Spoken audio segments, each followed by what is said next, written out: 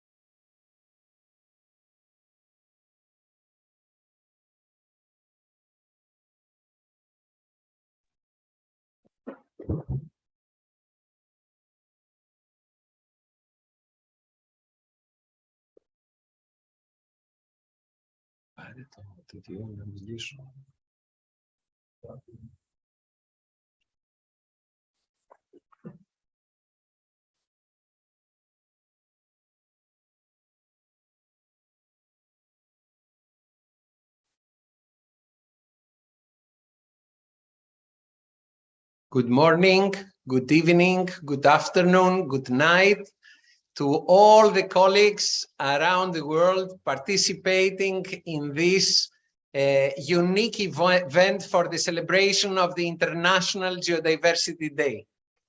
Your Excellencies, ladies and gentlemen, dear colleagues, dear representatives of aspiring geoparks, it's a great honor and pleasure to welcome you in the name of the UNESCO Earth Sciences and Geopark section and the Global Geoparks Network to this event that we commonly organize with the UNESCO team and the Global Geoparks team in order to celebrate this unique day. For the first time, we have the celebration of the International Geodiversity Day, and we host an event in which we also going to announce those who will receive the UNESCO and GGN grant for geoparks, the territories in the areas which are not so well developed yet and don't host a great number of geoparks, and which are going to be aware from this program that we commonly organize. And we have selected this International Geodiversity Day in order to communicate how important is geodiversity, but at the same time, how important is the proper protection and management of the geodiversity, which is a main objective for the UNESCO Global Geoparks, which are 177 territories around the world in 46 countries. And we hope that we will have many more in the near future in order to bridge the gap that we have, in order to have an equal representation of all the regions presented, the unique geological history of our planet through their geological heritage sites, through the UNESCO Global Geoparks. And it's a great pleasure to have in this event not only the representatives of the UNESCO Global Geopark, not only the representatives of aspiring geoparks, but also the representatives of different countries, of UNESCO delegations, which are in Paris.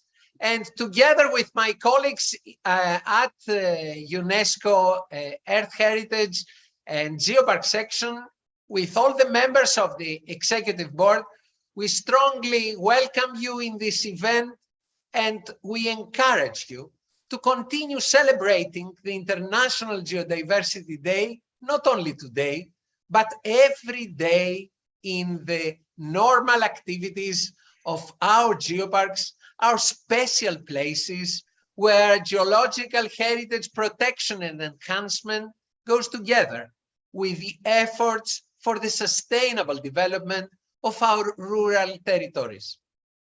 And it's a great pleasure to be part of this celebrating family of the Earth Heritage family around the globe today with this event, in order to share activities that we all organize in order to celebrate this day. The Global Geoparks Network celebrates the International Geodiversity Day with a lot of activities. It's not only this digital event, but it's also a variety of activities, promotional activities, which are taking place after the decision of UNESCO, who adopted the proposal for the geoscientific community for the establishment of the International Geodiversity Day. The map of the UNESCO Global Geoparks do not cover all parts of the globe. We are aware of that gap, and that's why we combine the celebration with the presentation of the efforts jointly made by UNESCO and GGN to bridge the gap and have more geoparks in the world, in the places, in the countries of the world with less geological already existing UNESCO Global Geoparks. The natural beauty of the UNESCO Global Geoparks is what we celebrate most in our territories, in a way that will preserve what we value most, this heritage, this unique heritage, in a way that will show our respect to nature and at the same time will engage our local communities towards a better future, a better future, a better sustainable future. We organize a great campaign all these days to promote the event, to promote the International Geodiversity Day. We also organize publication. We also try to promote the geodiversity in our UNESCO Global Geoparks. And at the same time, we encourage our members and our regional networks that you are going to hear after a little to present their activities for the International Geodiversity Day. But I believe the most attractive promotional activity that we have organized till now is the video. The video to celebrate the International Geodiversity Day that I encourage you to watch together in order to start this unique event. Happy International Geodiversity Day for all. Happy International Geodiversity Day for all the UNESCO Global Geoparks celebrating today this unique opportunity, and have it the necessary care for the protection and celebration of geodiversity in your minds and hearts every day. Thank you so much for joining us in this unique event, digital event that we organize together with UNESCO. Thank you so much.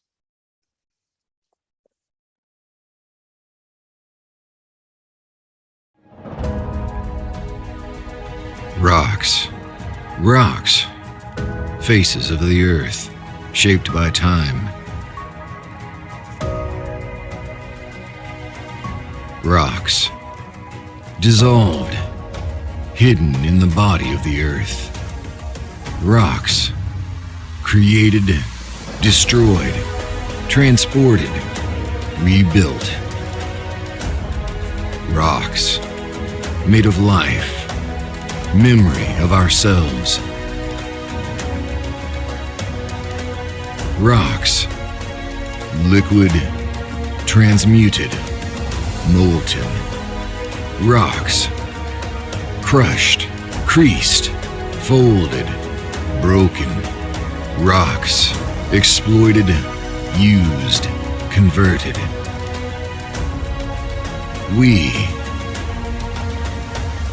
We plant, grow, harvest. We sow, till, plow. We transport, carve, build.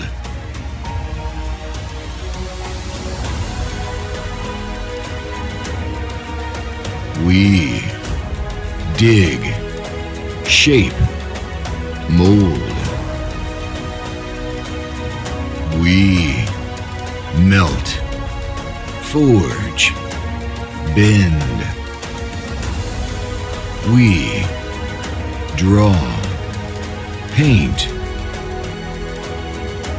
pray.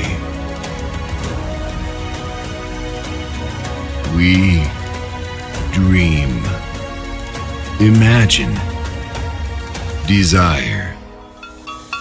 We play, compose, sing. The rock connects us, and we move the world together.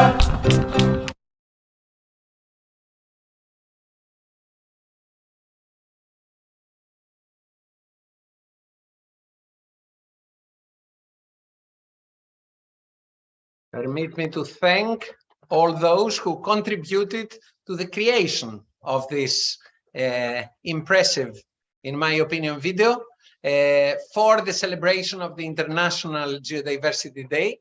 And permit me to give special thanks to the chair of the UNESCO Geoparks Council, my colleague Guy Martini, who was behind this idea.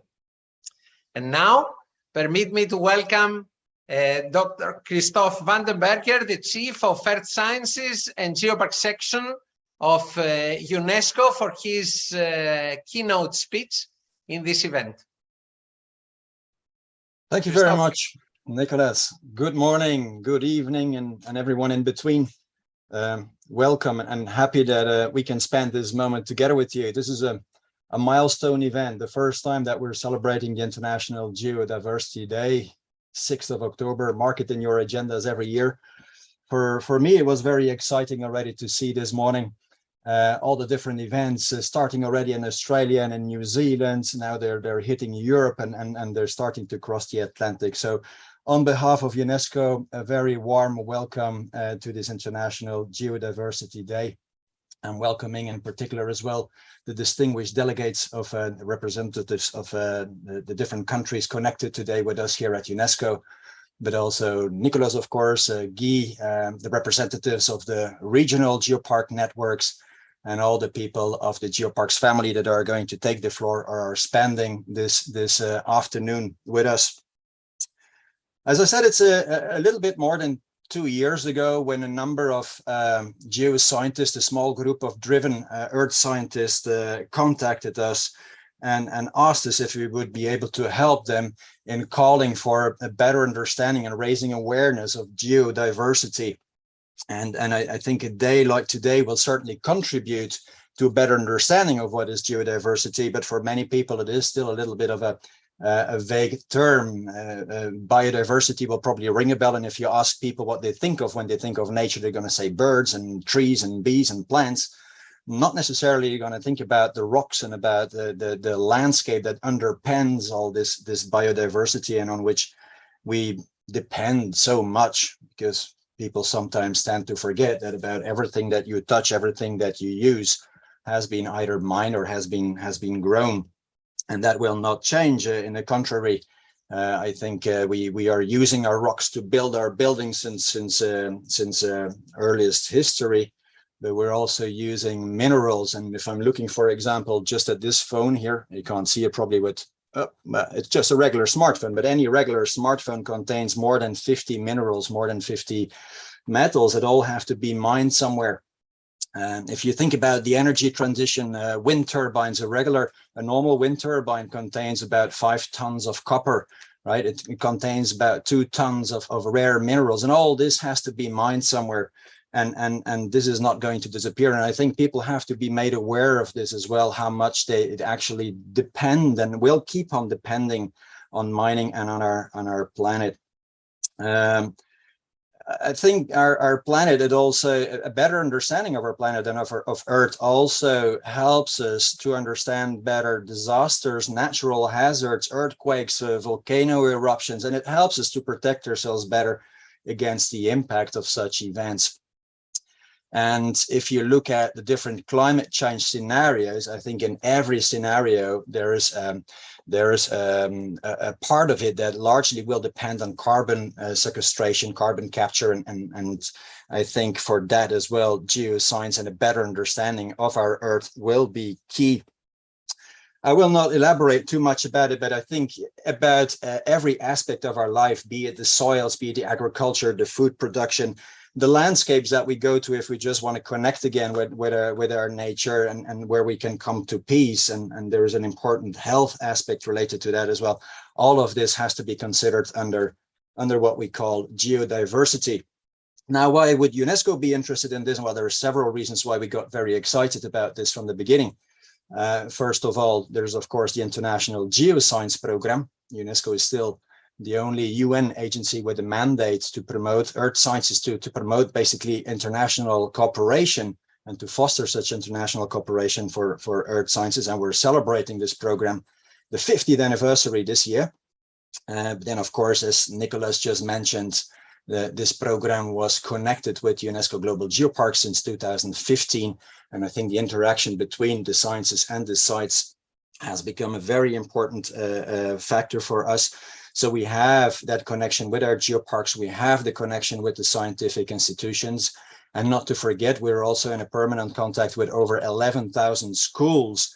And I think that's a very important element to reach out and to start.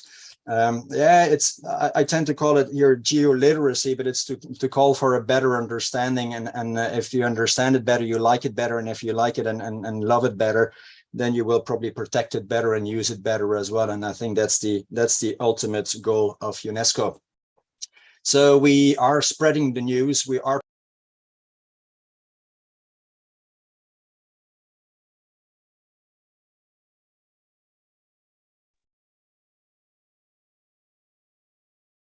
Christoph, you have unmuted your microphone.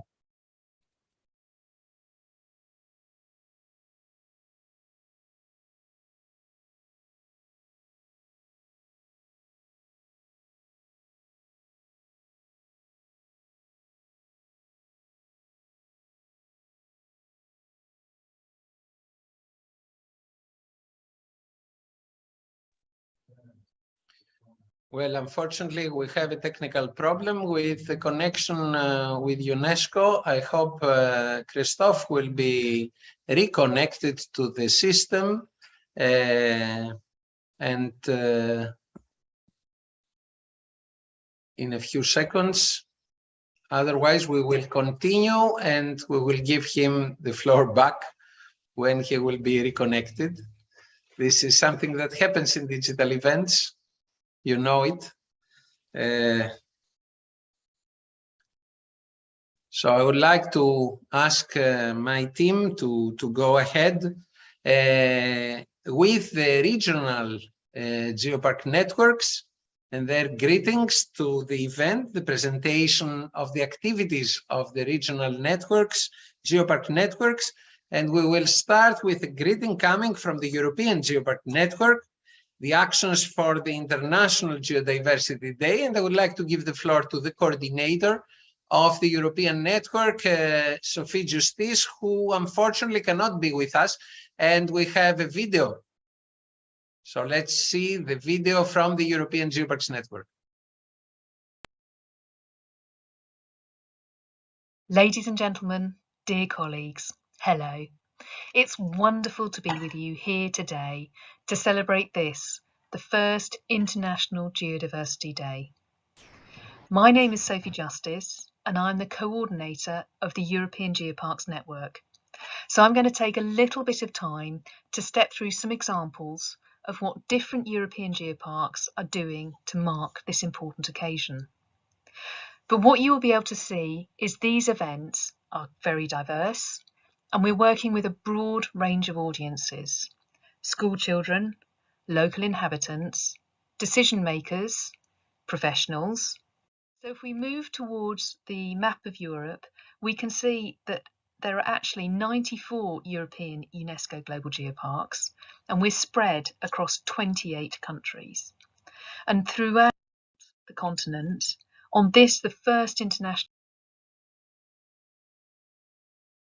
Geodiversity Day, the geoparks are going to be working to highlight the inseparable link between life of all forms and Earth and the Earth heritage. In my presentation, I'm going to briefly step through some different types of activity to give you a sense of what we're doing in Europe today. However, you need to understand that I don't have the time to present everything, and that the events are not just taking place today, they are also spread in the days and the weeks around this important event, because for us, it is a wonderful celebration. So our first stop is going to be Italy. The Alpi Apuane UNESCO Global Geopark is taking place in a day-long seminar at the University of Rome. In this forum, they are celebrating the first International Geodiversity Day, and the geopark is presenting around its geological heritage and geodiversity. When we move to the Chablais UNESCO Global Geopark in France, the action is orientated towards its local politicians. These recently elected mayors are being contacted so that they are made aware of the 85 different geosites that underpin the UNESCO Global Geopark designation. Because in order to build for the future, everybody needs to know what heritage is there and what importance it has. When we look at the Grevani Kozani UNESCO Global Geopark in Greece, we have an excellent example of what geoparks do really well. A community gathering around a historical bridge that itself has been built from local building stones, which recount more than 1 billion years of Earth history. When we stop in the United Kingdom at the Geomon UNESCO Global Geopark, they have organised a webinar that takes place in the afternoon where they're talking through all different types of Earth heritage. In the Natojehu UNESCO Global Geopark in Portugal, there is an action that's largely orientated towards the schools. The lithotek, so examples of stone from the geopark, are being used in workshops aimed at 16 and 15-year-old children.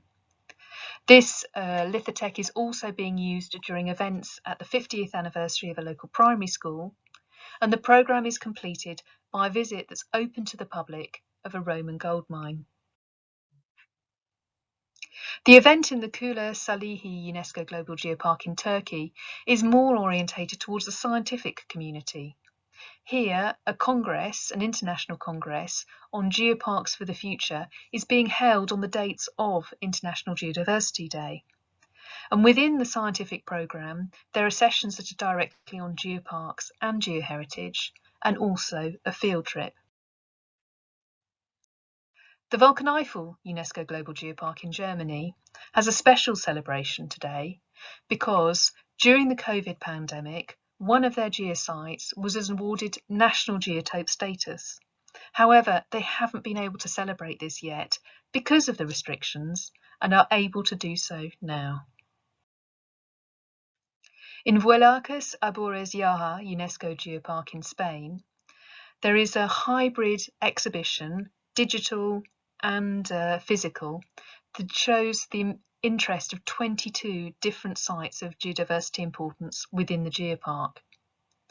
And in addition, there is also a presentation of a guide that's the orchids of the geopark with a fabulous subtitle, Diversity Sustains Life. In the Bohemian Paradise UNESCO Global Geopark in Czechia, they are being supported by the Czech Geological Survey in many different events that span a number of weeks, and these include a Geodiversity weekend. I'm now going to speed up a little bit, but in Finland, for example, we can see that there's an article produced in both Finnish and English available through their website, and there's a lot of promotion going on via their social media tools. In the Massif des Bouges UNESCO Global Geopark, there is a free talk aimed at the public around the geodiversity from here to elsewhere. And in the Australia UNESCO Global Geopark in Portugal, there is a webinar and a discovery of one of their routes through the glacial highlights of the territory. The Chelmos Vourakas UNESCO Global Geopark in Greece has got an excellent initiative whereby local professionals are being educated around geodiversity so that they can use it as a promotional tool.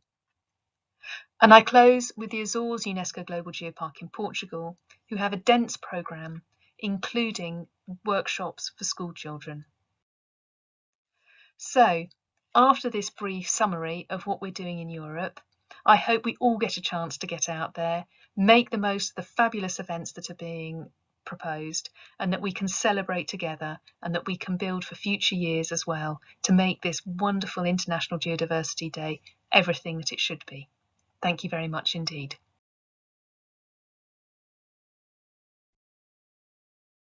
And now we are going to continue after the European Geoparks Network with the Latin America and Caribbean Geoparks Network, the actions. And I would like to ask my colleague Eugenio Bidondo from Uruguay to take the floor.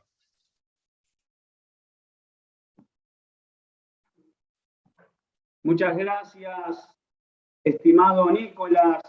Un saludo a toda la familia de la Red Global de Geoparques. Greetings from the whole family of Latin American and the Caribbean Geoparks. Para nosotros, como Red de Geoparques de América Latina y el Caribe, es un placer estar en esta primera celebración del Día Internacional de la Geodiversidad.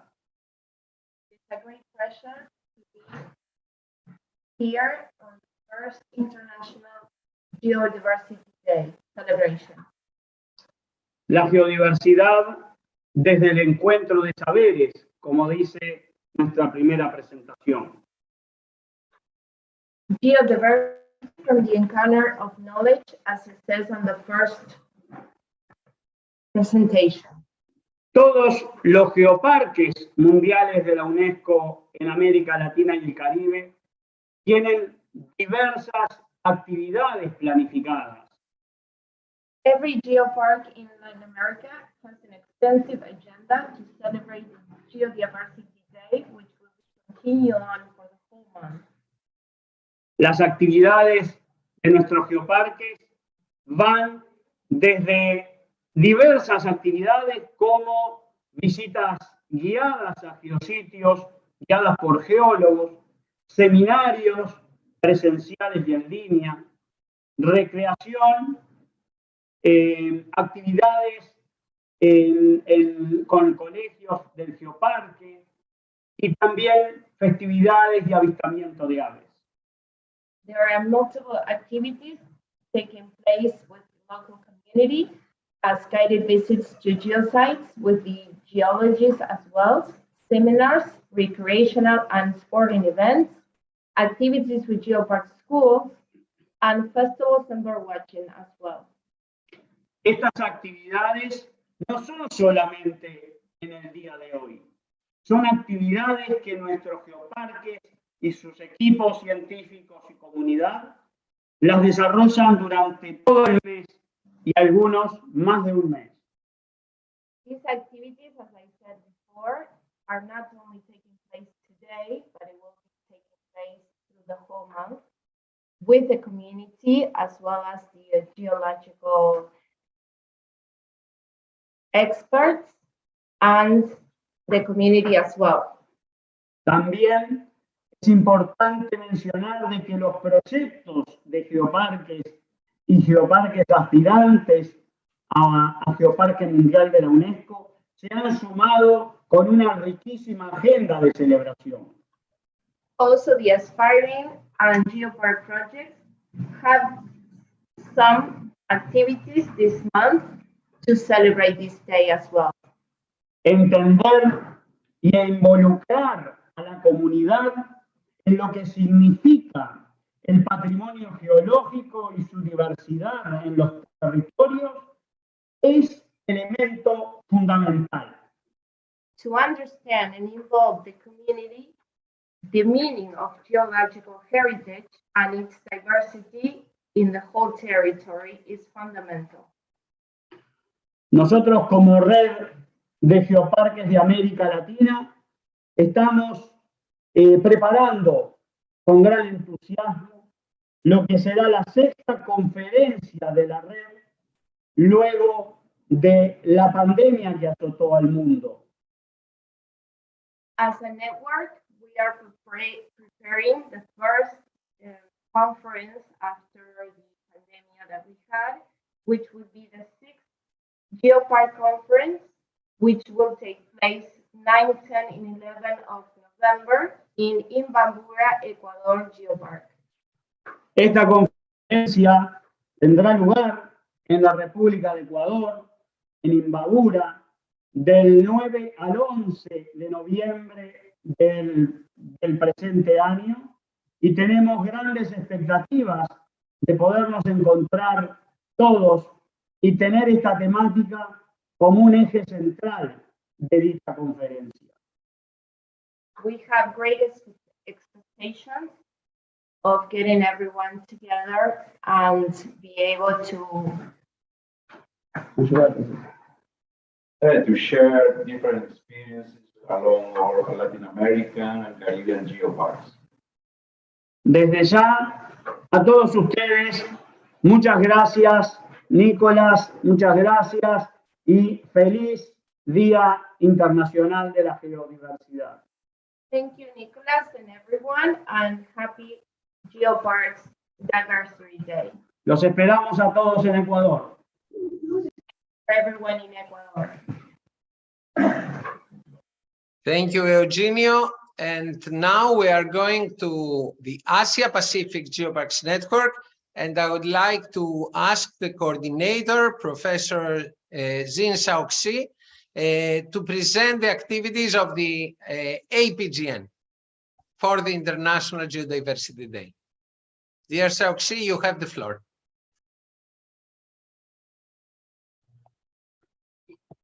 Dear colleagues, ladies and gentlemen, good morning, good afternoon, good evening. First of all, I'd like to take this opportunity to send my congratulations to the Geopark in Africa and Arabian states and in small islands developing states that received this year's grant from UNESCO and GGN. So today is International Geodiversity Day. Should be celebrated the whole day, the whole around the globe. In this respect, the Asia Pacific Geoparks Network has also been prepared. We have also conducted several events to celebrating the first International Geodiversity Days. First of all, I'd like to give a brief introduction. The Asia Pacific Geoparks Network has at the moment 66 UNESCO global geoparks distributed in 8 countries. The geodiversity in geoparks in the Asia Pacific region is very high. We have almost in every areas, in every branches of Earth sciences. We have volcanoes, we have Mare Lake, karst, sandstone landforms. We have fossil sites, the glaciers, and also tectonic boundaries here in the Asia Pacific region. For celebrating the Geodiversity Day, we had a special session for the International Geodiversity Day during the 7th Symposium of Asia Pacific Geoparks Network that was held in Santun, Thailand. In this special session, we have 4 main speakers and talking about the geodiversity from different aspects. Yesterday, that was the 5th of October, we have organized a geoheritage in volcanic UNESCO Global Geoparks here in the Asia Pacific region. It was organized by Rendani Lombok, UNESCO Global Geopark in Indonesia, and also UNESCO Global Geopark in Japan, and Dagno UNESCO Global Geopark in Vietnam. More than 65 participants took part in this Zoom meeting. They show the geodiversity, even in these UNESCO Global Geoparks in volcanic areas, we see so diversified geoheritages within this region. Today, as 11 hours ago, today, we had 9 UNESCO Global Geoparks here in China. They have a live and online broadcasting showing the most significant geological heritages in various UNESCO Global Geoparks. This is broadcast online, so more than 400 persons was online watching this broadcasting. People from different UNESCO Global Geoparks showed their best side of the geoheritages in these geoparks. This is a picture shows some are still outside and make live show on the geosites. Thank you very much. This is a brief introduction of the actions of what we have done in the Asia Pacific region. Thank you very much for your attention.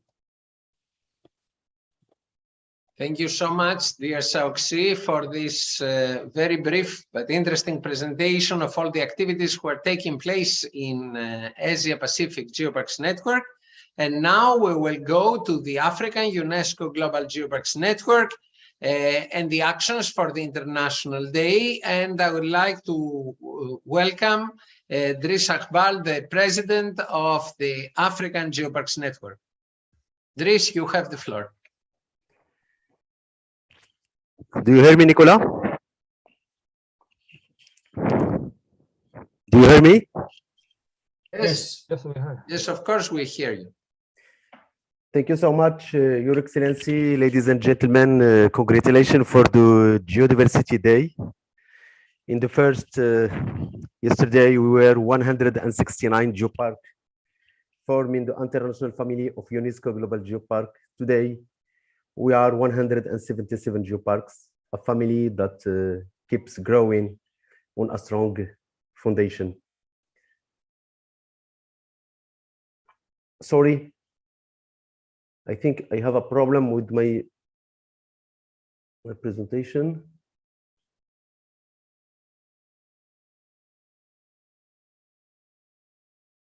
I'm so sorry.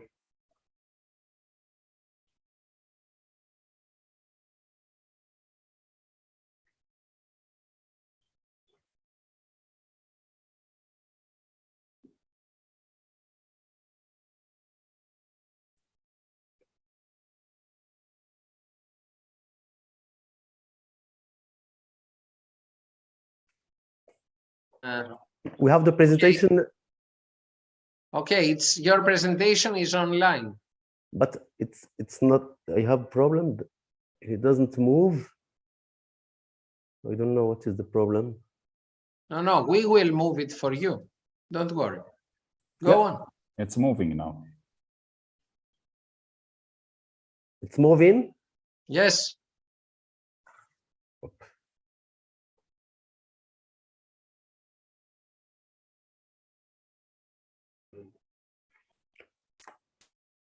I think Constantina can move the presentation. I feel that the focus on the protection of natural resource, the protection on the environment and sustainable development in its vast dimension that makes human begin to solve responsibility for safeguarding their tangible and intangible heritage for future generation. The African continent is full of rich and diverse natural and cultural landscape, a very important material and intangible heritage, a diversity of ecological wildlife and flora. Unfortunately, please do next. There are only 2 UNESCO geoparks in Africa and the Arab world. UNESCO African Geopark Network consists of the 2 geoparks, one in Morocco, the Mgon Geopark UGGP, and the other in Tanzania, the Ngorongoro Lingai. These 2 geoparks continue to support projects that's aspiring to be geopark in Africa and in Arab country. In Morocco only, we support 6 projects, including 4 that are likely to become EGGP. Actually, we have the Geopark Ad-Dahar in Tunisia, Isalo in Madagascar, Shawen in Morocco, Baringo in Kenya, Mutuja in Eswatini, and Siwa and Sohag in Egypt. In parallel with the African grants launched last year by UNESCO and the GGN, 24 projects were submitted for 4 of which were selected for UNESCO technical support. This year, we have 2 more projects on Morocco and Egypt. In addition, we must all together to continue to support, next please, to support the African continent, which is very rich in its natural and cultural value. Next, very rich in its touristic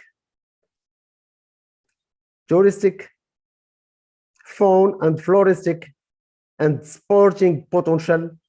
We were unfortunately still suffer from glaring social and territorial disparity. Our duty to continue to sensitize local government and regional authorities to the concept of geopark based on territorial development. Next, please.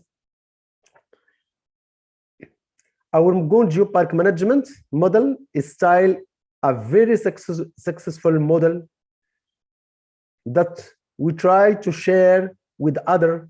Last week, with my colleague on GGN Executive Board, John Calder, we conducted an intensive course for the benefit of Arab countries in Saudi Arabia. Long before the Africa Regional Forum in Morocco, we had the opportunity to present the concept, next please, of geopark to over than 20 African nations and over 100 local governments in Africa. And we prepared to organize the first national conference on geopark in next January in Mgon Geopark in Azilal, in benefit of Arabic and African countries.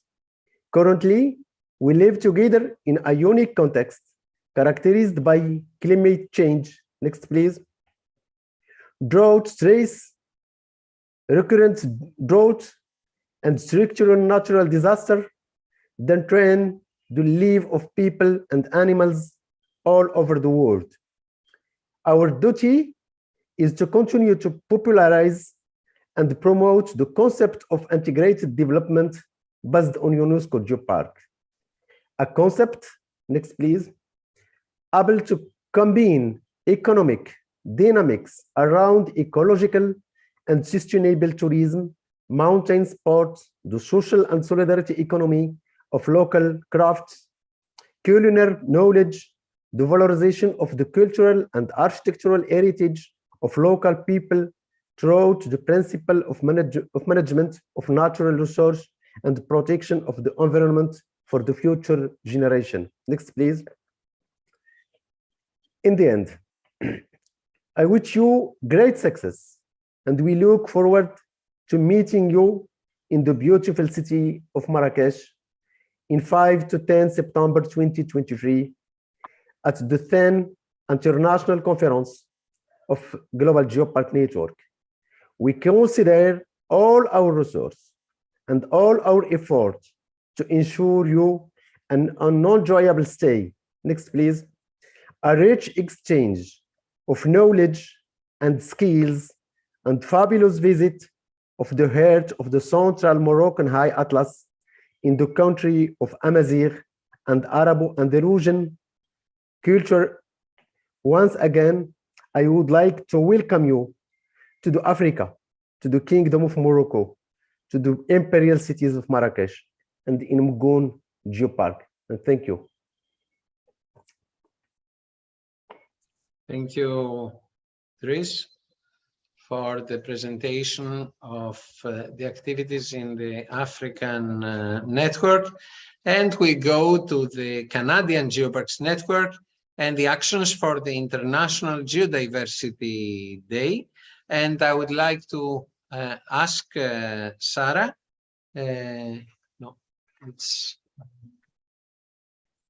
So I would like to ask Francis to give the presentation in the name of the Canadian Geoparks Network.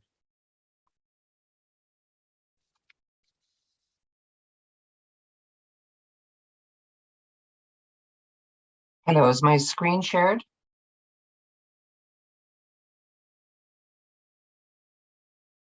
Not see it, but I'm sorry, are you able to see my screen? I can see it. Okay, perfect. I can see it in Egypt. I'm not sure of the others. Thank you. Hello and good morning to everybody. We sorry, Francis. We cannot see your screen. Oh. So please try to. Okay, bear with me. My apologies.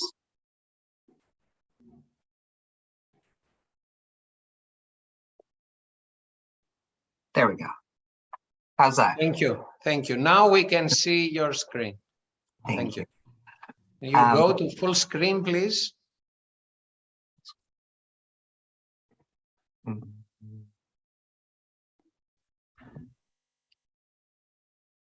That's all I can do.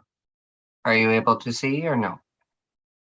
No, the presentation mode. From presentation mode, yeah. Please. It's a little bit to the right. Yeah, a little bit to the right. No. Another Next one, please. This one. Okay. There. Thank you. Learning as I go. Well, I'll start over. Hello and good morning to everyone. Happy International Diversity Day from Canada. I'm very pleased to have been invited to share the activities that the CGN, or the Canadian Geopark Network, is taking part in specifically for today, but also year-round. So for those who don't know, at the present, Canada has 5 active geoparks. And I'm just going to go through each of them quickly and sort of give you an overview of what we're doing. In Tumbler Ridge, which is in BC at the far end of the country, they are implementing an extensive social media campaign, and they're also celebrating a number of activities on site with the public. Then we moved to Percé, Quebec. And Percé, in conjunction with Stonehammer and the Cliffs of Fundy, got together and developed a video that is now being put out live on Facebook and any social media opportunities that we have. It's a 22-minute video, and it covers each geopark and the various types of geodiversity that they promote. And I know as well that Percé is also doing a number of on-site activities, and we'll be seeing more of those on social media each day as they're done. Then we come to Stonehammer, and as I mentioned, we took part in that video as well. But today we also have launched a new geodiversity program that is going out to all the schools and is being offered complimentary. We're also doing on-site interpretation at our Area 506 location. So we're anticipating that that will reach quite a few people. Cliffs of Fundy, again, they were part of our video. But unfortunately, due to the recent severe impact of Hurricane Fiona, the Cliffs of Fundy unfortunately experienced devastating amounts of destruction. So they're not really able to do a lot of things on site, but I do know that they're also promoting what they can via social media. And Discovery. Discovery has been planning this for a long time and have done a great job. They're holding celebrations in conjunction with Memorial University and the Paleo PhD students. And so today they are doing a geodiversity photo contest, a boat tour, a tour with fossil casting, and they're capping off the evening tonight with a social called On the Rocks. So that we're looking forward to seeing everything that comes from that. On a final note, the Canadian Geopark Network itself is implementing a massive social media campaign, but one of the focuses will run for 5 days, and on each day they will focus on the unique geodiversity of each individual geopark. So each day you can look online and you'll be able to learn more about what's happening across the country. In conclusion, we're definitely trying to expand the knowledge to our population, but I feel that with the number of schools that we're promoting this to, it's definitely opening up a larger number of doors. And other than that, we're very excited to be participating, and thank you for your time. Thank you so much, Francis, for this very informative presentation on the activities. We do know that several geoparks have been affected by devastating natural disasters this year. We all recall the problems that we have in several geoparks in Europe during summer with the devastating forest fires. Now we have the hurricanes, and our hearts and our minds are with the colleagues in Cliffs of Fundy, UNESCO Global Geopark, for the big destruction that was caused by the recent cyclone. And we hope that all the destruction to the infrastructure of the geopark will be replaced, and that we will continue, as in all other parts of the globe where colleagues are facing difficulties due to the extreme weather events in this period. So we conclude the presentation for the Geodiversity Day, and we will continue with the UNESCO and Global Geoparks Network grant for the geoparks in Africa. And I would like to give the floor once again to Christophe van der Berger, the Chief of Earth Sciences and Geopark Section of UNESCO, who is reconnected with us again. And he will continue his initial speech for the day, and will make the start for the part of the grant. Christophe, you have the floor. Thank you very much, Nicholas. And I hope my computer will hold it this time. I'm very sorry, but it just collapsed and it had to reboot again. I honestly, I don't know where I dropped it, but just maybe let me finalize what I wanted to say is that what started out as an initiative by a number of driven geoscientists became actually a worldwide carried event. At UNESCO, we had in the end more than 70 member states sponsoring it. It was adopted by the entire General Conference of UNESCO, so that's 193 member states that signed the day. But also, and I think not to be underestimated, we have more than 100 organizations sponsoring it, amongst others, the Global Geoparks Network and all the geoparks. And we actually had indeed very high hopes that we could count on the geoparks, because as I said, you have that connection with the sciences, you have that connection with governments as well, and very important, you have that connection with schools and with your local communities. And the date, actually, the 6th of October was a little bit chosen with that in mind. If you choose a date during the summer months here, you're going to miss out the schools. If you take it too late in winter, it's too cold to go out. And the 6th of October still allows people actually to go out. And we were hoping that geoparks would organize field visits and events for the schools. And I'm very happy to see that you take up this responsibility, and the number of activities that have been set up are just heartwarming. So, Sophie, I'm very sorry I missed your presentation, but thanks so much as well for pulling this for the European geoparks. Thanks as well, Eugenio. Muchas gracias también. Xiaoxi, Dries, and Francis, thanks as well for presenting what your respective regional networks are doing. This is really great, and I hope that we can do this year after year again, because we're putting the bar pretty high this time. Here at UNESCO, we have set up as well an exhibition on the fences, and people know the building a little bit. We're right next to the Eiffel Tower, so there's quite a few tourists passing by. And so it was a very visible exhibition during the summer months. So this helped already to promote the International Geodiversity Day. But right now we have an exhibition here as well on the premises during the executive board. So while all the member states are here, and this morning we gave a guided tour to the Minister of Foreign Affairs of Portugal, for example. So there is a lot of interest, and we try to promote this as well, not only outside through our social media, but also here at UNESCO, and to inspire people and to show actually how we can celebrate this together. 2 days ago, we held here as well the first Earth Futures Festival. It's a film festival that selected films from more than 900 submissions, of which a lot of them came actually from geoparks as well. And the 6 laureates were streamed in Sydney, in New York, and so 2 days ago here in Paris as well. And that's another way of raising the attention, raising the importance of earth sciences.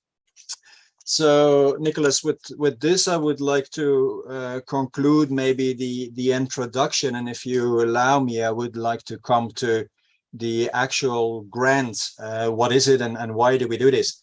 And I hope that people remember one of your slides when you show the actual network, 177 geoparks worldwide, 46 countries.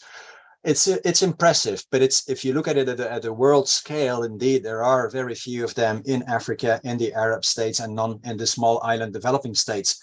And these are all priority regions for UNESCO. And they're also a priority for GGN, and that's why we joined our forces a while ago. And there have been several attempts in the past to promote the concept, but we realized as well that we had to increase a little bit the efforts and maybe to open up a little bit the possibilities, the different options, the different modalities that we deploy. Basically, we've done some studies of what's actually already existing, because everyone will agree with me that when you look at these areas, when you look at Africa and the Arab states and the small island developing states, they have a very rich geology. Very often they're in very active tectonic areas. You have a very young population as well, a very dynamic population that could put its efforts in this. It could create jobs. It could create a sense as well for this young population.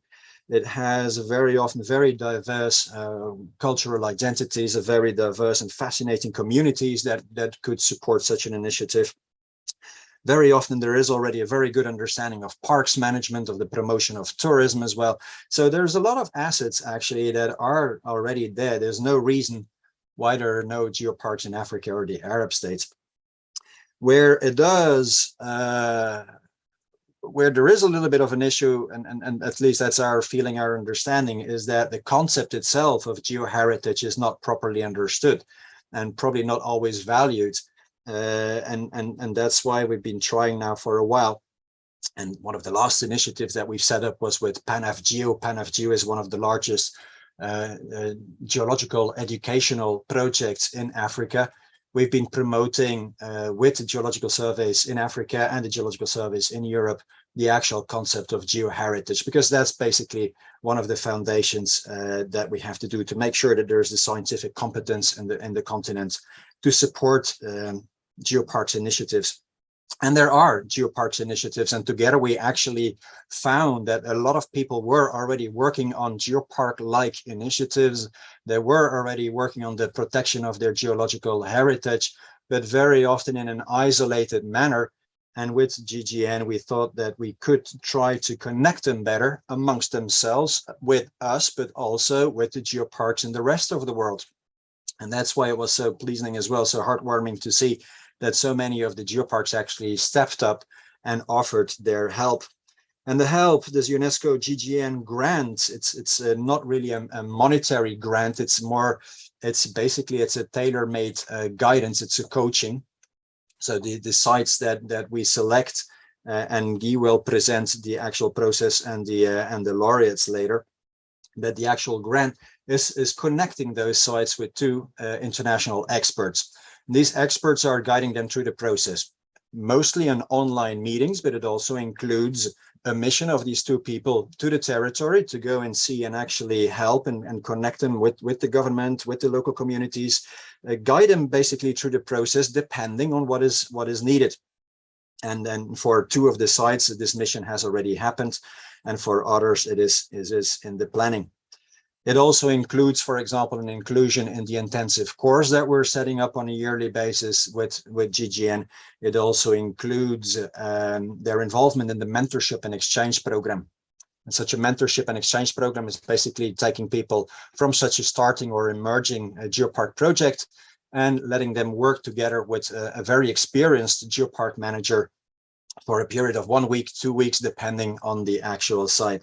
So it's a number of different activities, and if you calculate it all together, if you start counting it, then you quickly come to actually a value of $25,000 to $30,000 per site that we're investing in this.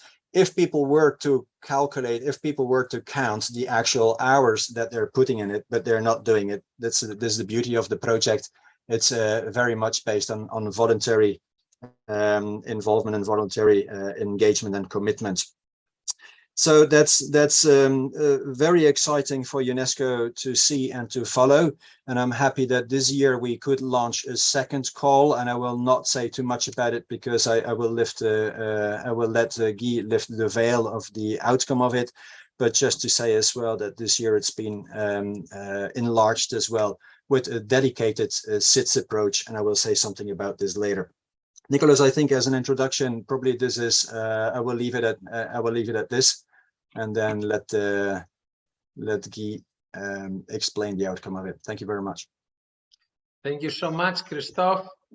We continue with a video about the grant now.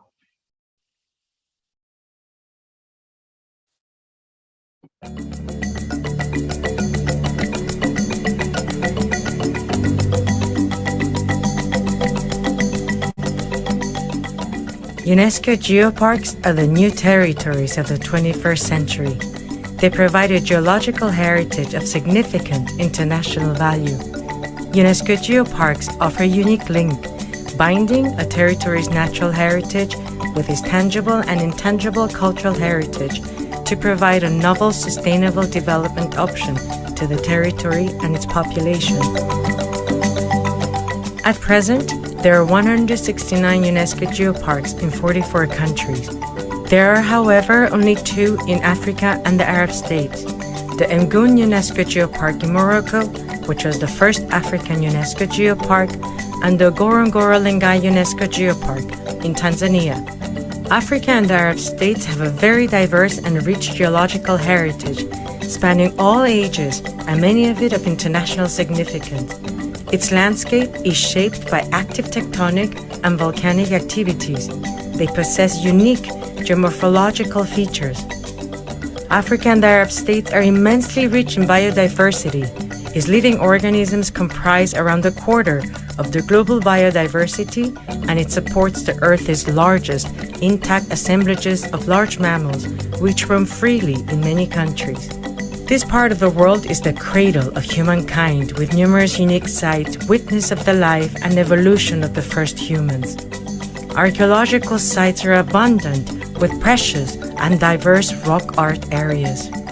This region is one of the most culturally and historically rich in the world, with more than 3,000 ethnic groups and 1/3 of the world's 6,000 languages. Africa and the Arab states have also the advantage to have a strong working relation with UN entities like UNESCO. Through the World Heritage Program, they have created more than 200 World Heritage sites, of which more than half are natural. The future of Africa and the Arab states is in the hands of the younger generation. Confronted with high unemployment rates, this generation requires strong support to escape from poverty. UNESCO and the Global Geoparks Networks have together created a grant, which will be awarded every year to 3 territories. The aim of this grant is to propel the development of UNESCO geoparks in Africa and the Arab states. Each grant-awarded territory will receive the dedicated support of 2 geopark experts who will guide the territory until the presentation of his candidature for UNESCO Global Geopark designation. The support process will be kicked off with digital meetings between the geopark expert team and the aspiring candidate territory for initial analysis and to organize a field mission. The field mission, estimated at a maximum of 10 days, is aimed at enabling the geopark experts to acquire a deeper understanding of the territory, its possibilities and challenges. To this effect, the geopark experts will require to meet local inhabitants, economic stakeholders, and local political bodies. The experts will also require visits to the main sites of the territory, geological, natural, as well as tangible and intangible cultural sites. The geopark experts will conclude their field mission with a global report outlining a short-term action plan. The grant-awarded territory will continue receiving the support of the geopark expert team via digital meetings until the local team is capable to present its geopark candidate file to UNESCO. With this grant and the successful establishment of UNESCO geoparks, Africa and the Arab states will be enabled to boost efficiently their sustainable development and highly contribute to a peaceful and harmonious future of our planet.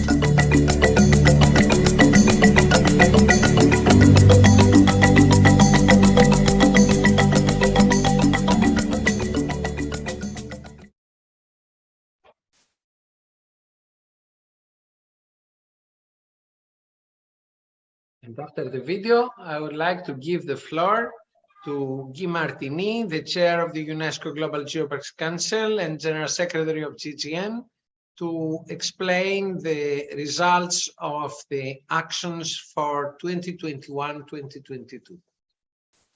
Thank you, Nicolas. Hello, everybody. Hello, dear friends, dear colleagues, excellencies. And for all of you,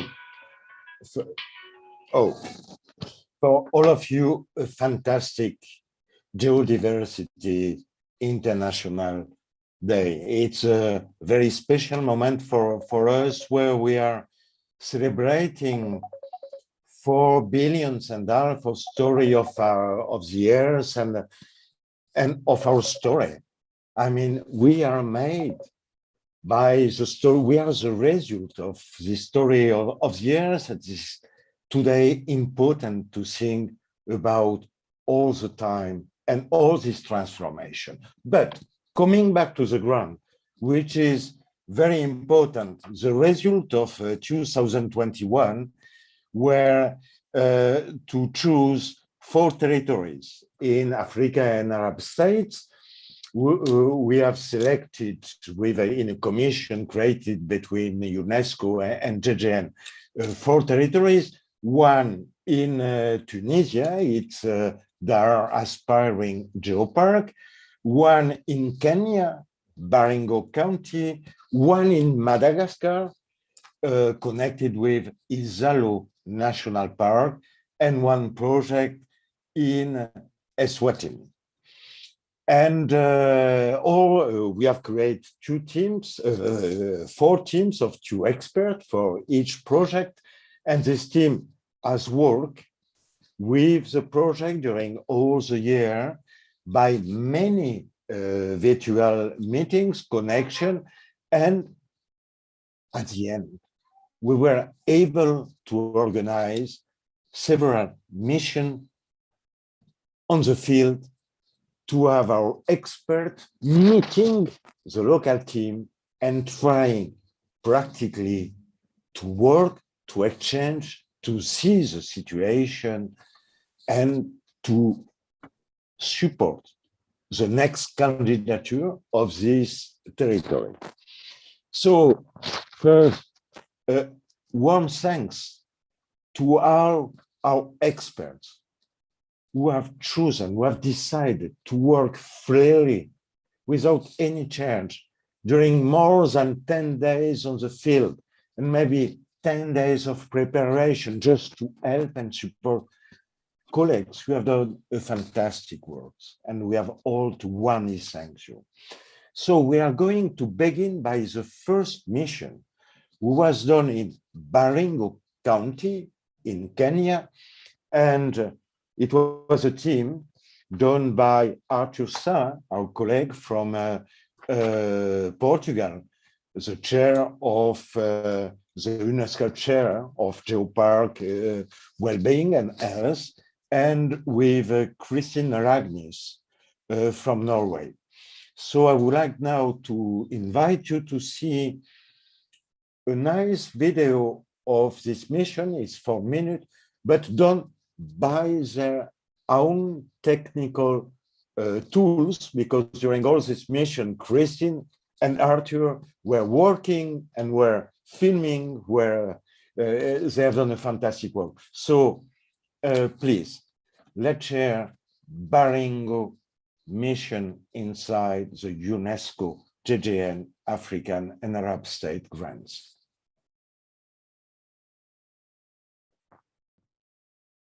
Mungu ni mwema, Mungu ni mwema, siku zote habadiliki.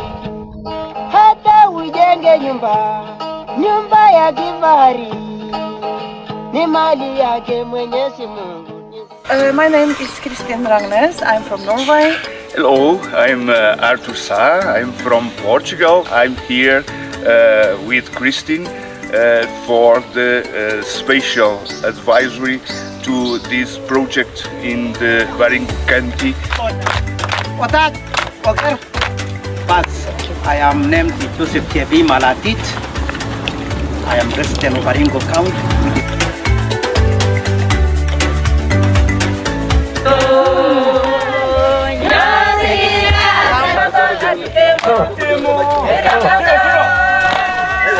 We are in a place called Simot, Twin Falls. So I've come with them because these are my people. So we are here on behalf of UNESCO and the Global Geoparks Network. Oh, very hot! And also for their, when they want to go to the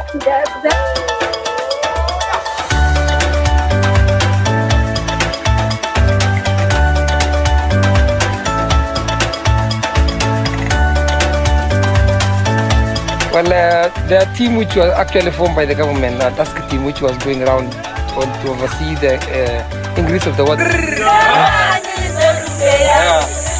Okay. Kwa wageni wetu, to our visitors, this is Irong, Kormoson, archaeological fortress.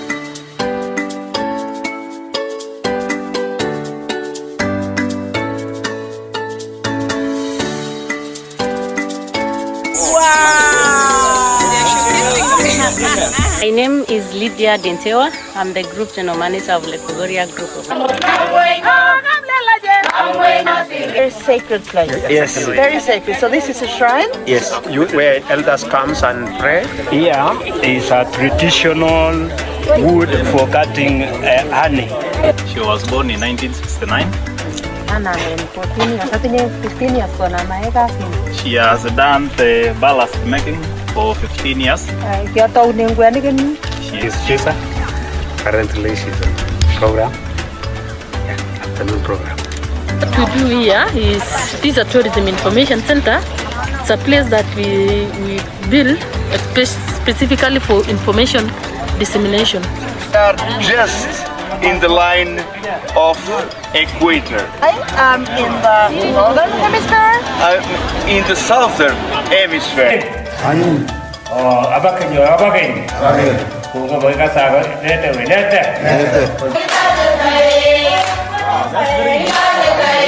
We are here to try to answer to your question.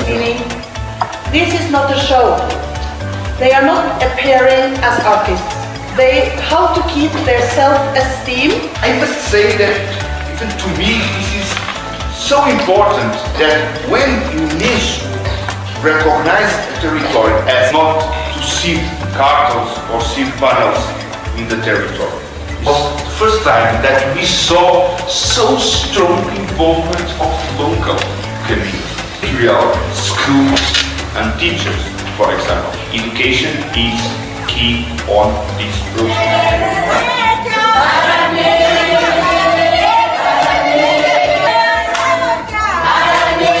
This is not a finished and ready and well-functioning geopark yet, but they are heading there. They have a management plan that is impressive. They have already, during our discussion, said, okay, we need to go back to our management plan. Yeah, you can say that they have a very good foundations. They have already strong pillars, and this is the time to build up this building called UNESCO Global Geopark. Extremely happy, we're extremely delighted that this team was able to come to our country, because we need to move and actualize the matter of a geopark. To us, an idea that has come is never late. We are privileged to have experts from the Geopark Global Network. This mission that we just had is very useful in the way that the geopark concept is a new concept in Africa. And so as we move towards pursuing a nomination for our first geopark in Kenya, I think it's important that we do it right. And therefore this mission has been very useful.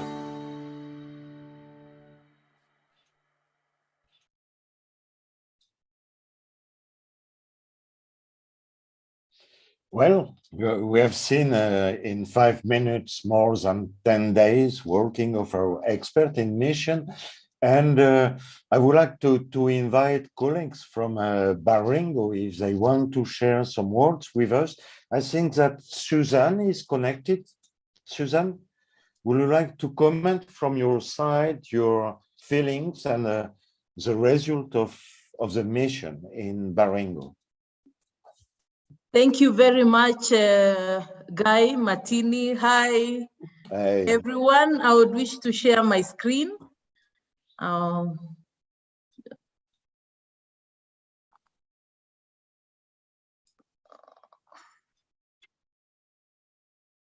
Okay. So my name is Susan Nikki Jepkemoy.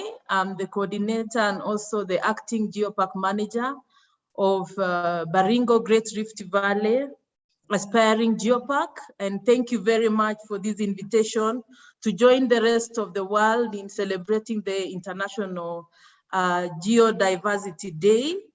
And I would wish to thank the GGN for really nominating us for this grant. And I would wish to also recognize and report back on the impressions and comments of our two experts whom you sent to Baringo, who are Artur Shah and Christine Ranges. It was a pleasure hosting them for 10 days in Baringo, Kenya. Just a short description: Baringo, Great Rift Valley, aspiring geopark, is located in the western branch of the Great Rift Valley. We are just at the center of Kenya. So let me just, so this is the part I'm talking about. And Kenya is in Africa. And I've just picked up where the territory, the Baringo Great Rift Valley territory is. And I've magnified on my left. And the spots, the different points are the various geosites that our experts were able to visit during their mission. So the mission took place between 23rd of May to 1st of June. Just because I have a 5-minute presentation, I'm just showing on the screen is a geotrail connecting the various geosites. So far for the nomination or for the application of our dossier, we have 16 sites that we have nominated for application to help us be designated as a global geopark. So we are in the process of application, and today really marks the end of our editing of the application, where a team of 20 technical committee are meeting to compile the dossier.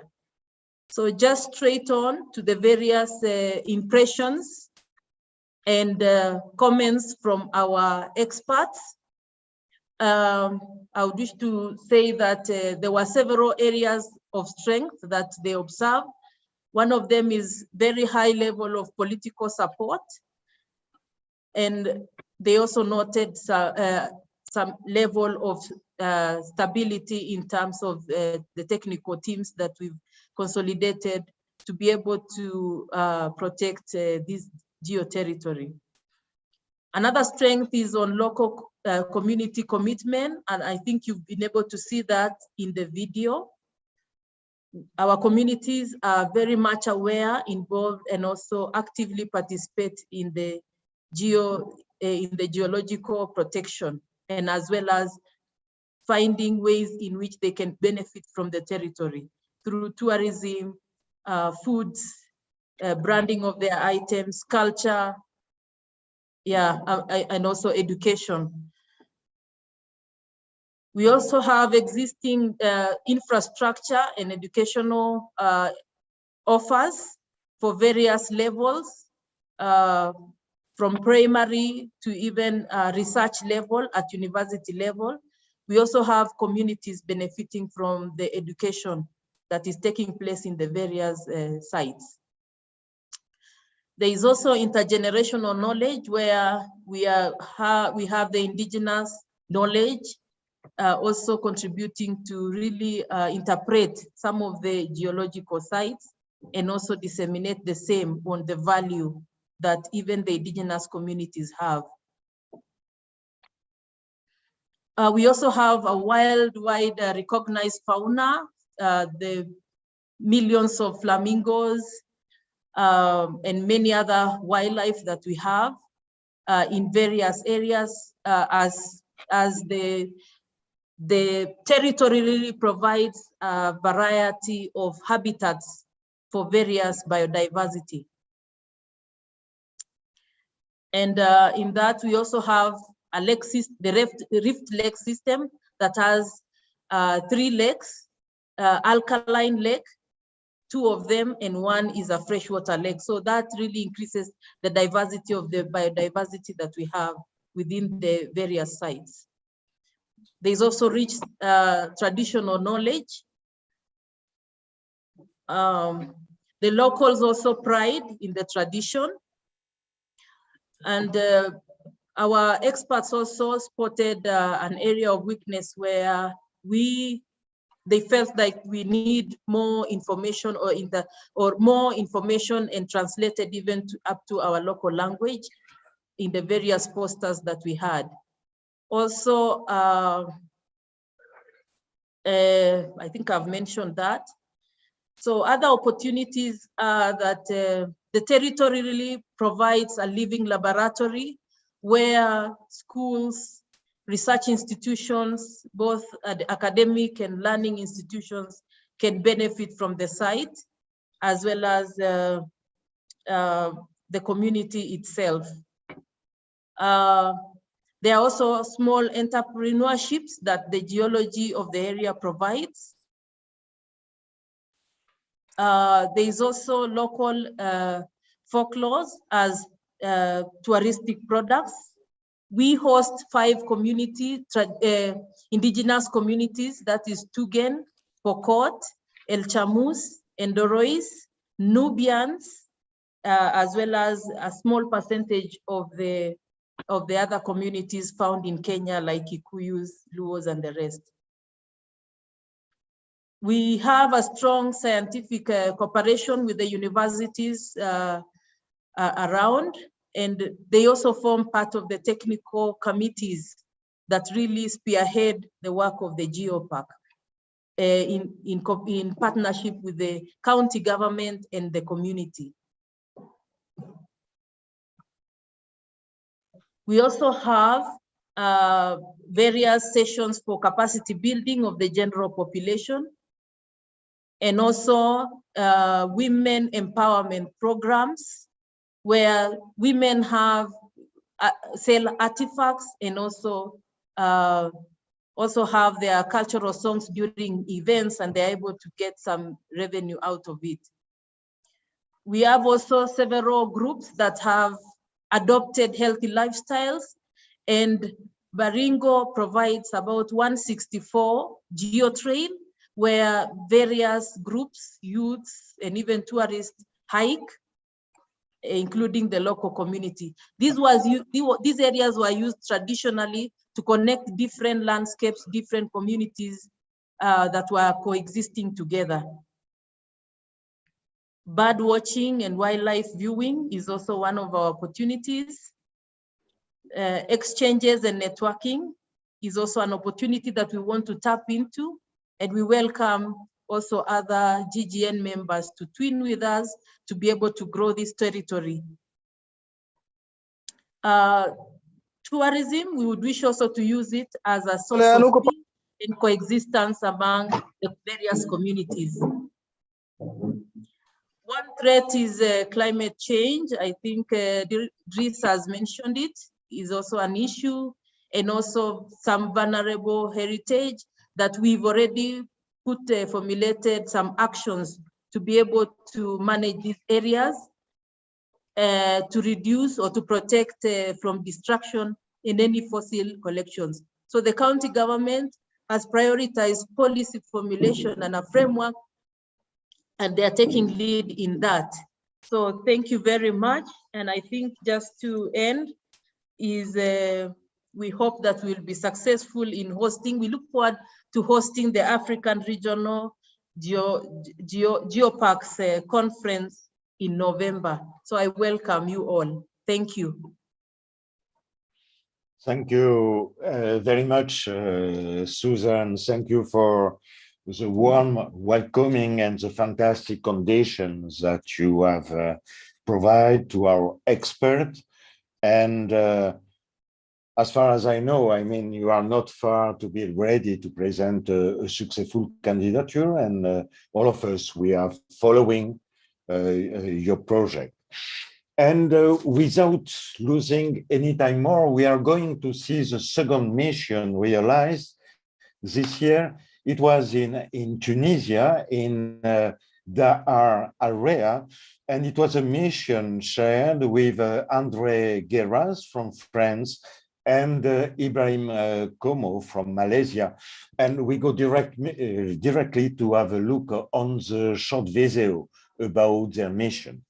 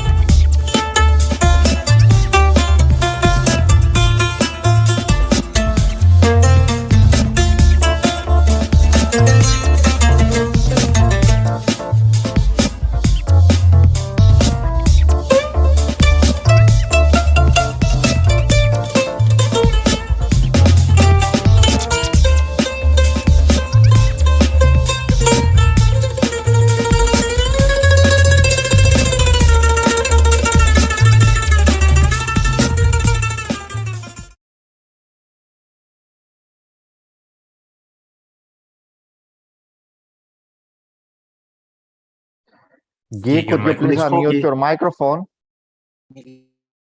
Right. So thank you very much to Andre and Ibrahim for this work. It's a fantastic place. And I would like to invite very quickly Professor Mabrouk Montasser from Dahar project, if you want to give some comments and few words about this experience, about this mission with our Global Geopark Network expert. Professor Montasser. Good afternoon.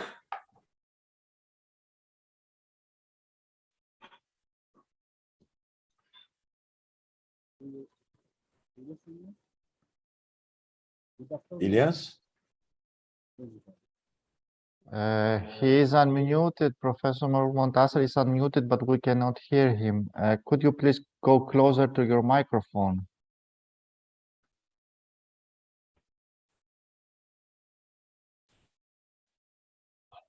Hello. Yes, perfect. Thank you so much.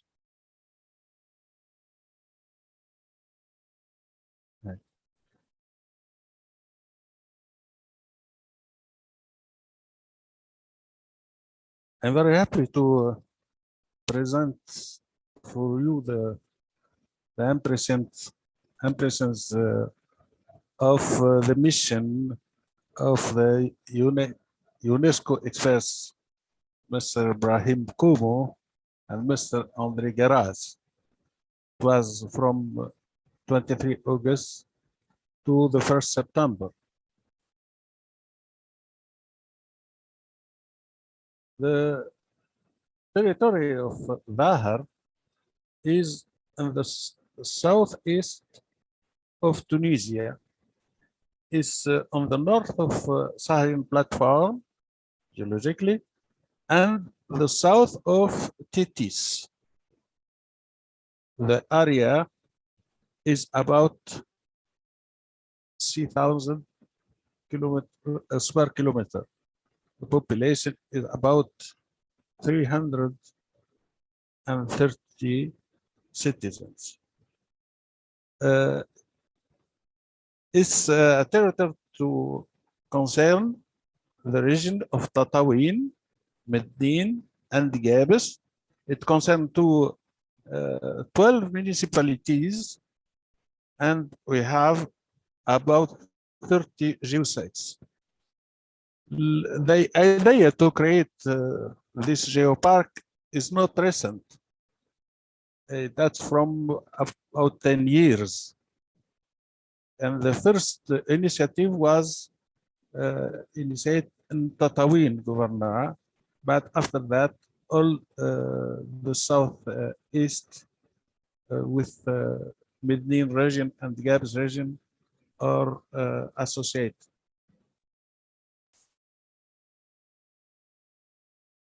In the spirit of UNESCO Global Geopark, the Dahar territory is not restricted by administrative, but the geophysical and the geologic area. The aspiring Dahar UNESCO Geopark offers its visitors at least 30 geosites with great scientific importance and exceptional beauty. It also includes a rich natural and cultural patrimony representative of tangible and intangible heritage. The territory presents a lot of groups of geological. The more ancient is the Permian, about 250 million years.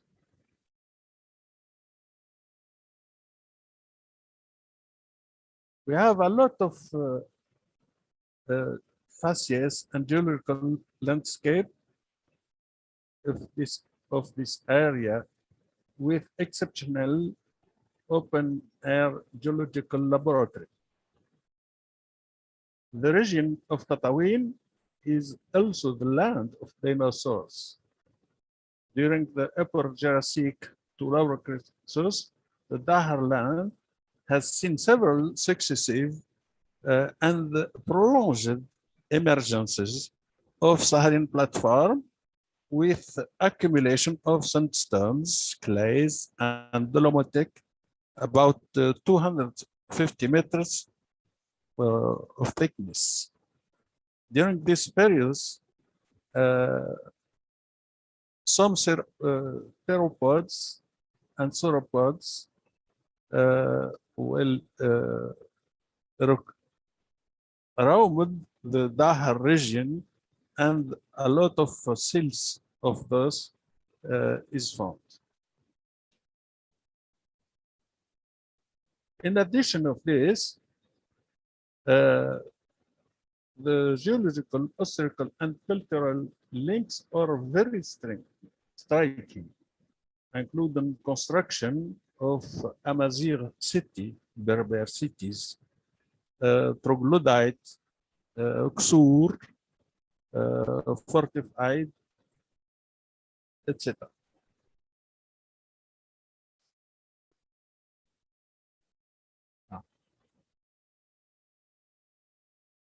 This is a picture from the locality, the Shirasi crowd.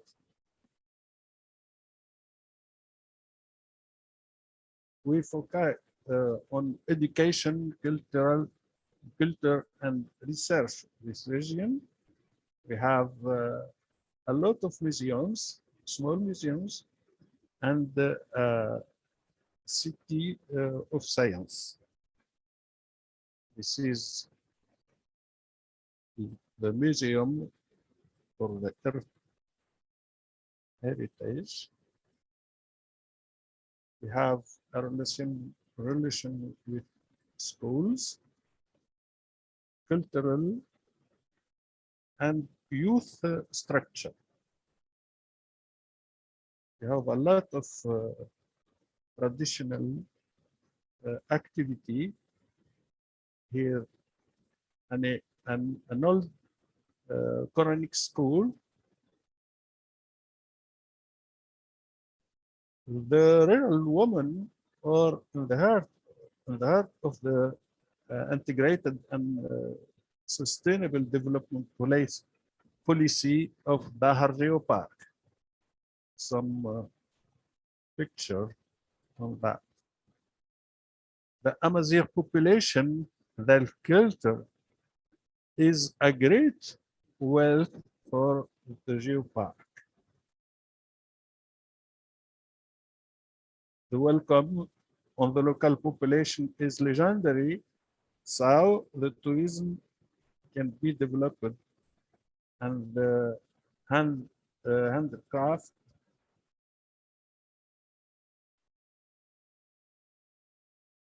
some picture from the region. Hotel. Cultural activity in Amazigh city here. Some traditional hotel. Sur, they are the building original and special for this region. It's not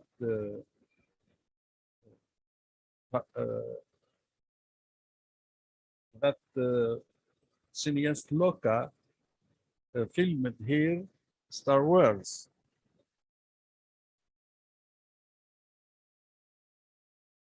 Traditional contribution of UNESCO experts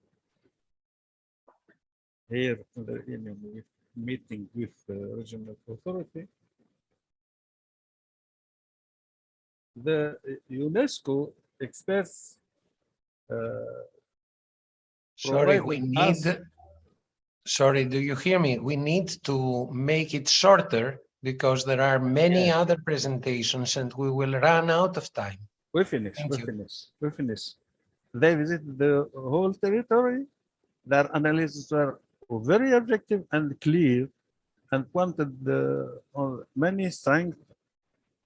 We are really geopark and some difficulties to develop. We asked UNESCO if it is possible to extend the mission of the experts until the end of 2022 to help us to set up a management structure for the geopark that meets UNESCO's standards and to structure our application for the UNESCO level. Thank you very much. Thank you very much. And in the name of the Global Geoparks Network, we would like to invite you to join also the intensive course on UNESCO Global Geopark next November, where you can meet also other experts in order to enrich your application. And this is, of course, for all the aspiring UNESCO Global Geoparks. Okay. Thank you, Nico. Just to conclude what's the result this year of this African and Arab state grants, Madagascar, fantastic project in connected with Isalo National Park, several meetings, Zoom meeting with the team and they meet a difficult situation during the process, and the team is preparing a mission on the field, maybe in the next 4 or 5 months. And just one thought to Marie-Louise, who is managing the expert missions there. And Marie-Louise can be with us tonight because she get a strong COVID during the European Geopark meeting a few days ago. And Eswatini, our expert team has done several Zoom meetings with them, but in function of local circumstance, the project is stopped now at this moment. So the result is good on 4 selected territory, 3 positive results, and probably 2 very quick candidature. And Nico and friends, I would like to invite you now to see who are the granted territory for 2022, and we have a short video to present them.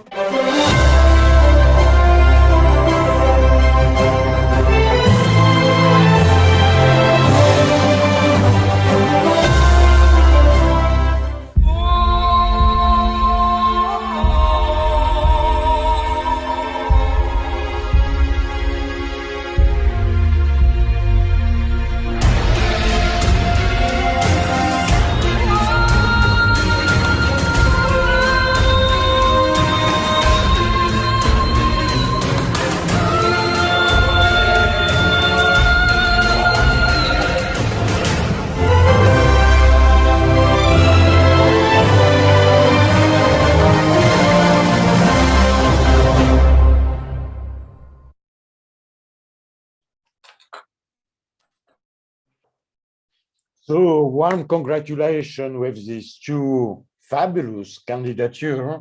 And I would like to invite a representative of Chefchaouen territory, Dr. Tazi Abdelilazen, to provide some words and feelings with this grant. Thank you very much. I am very happy to participate with you tomorrow. The first, I would like to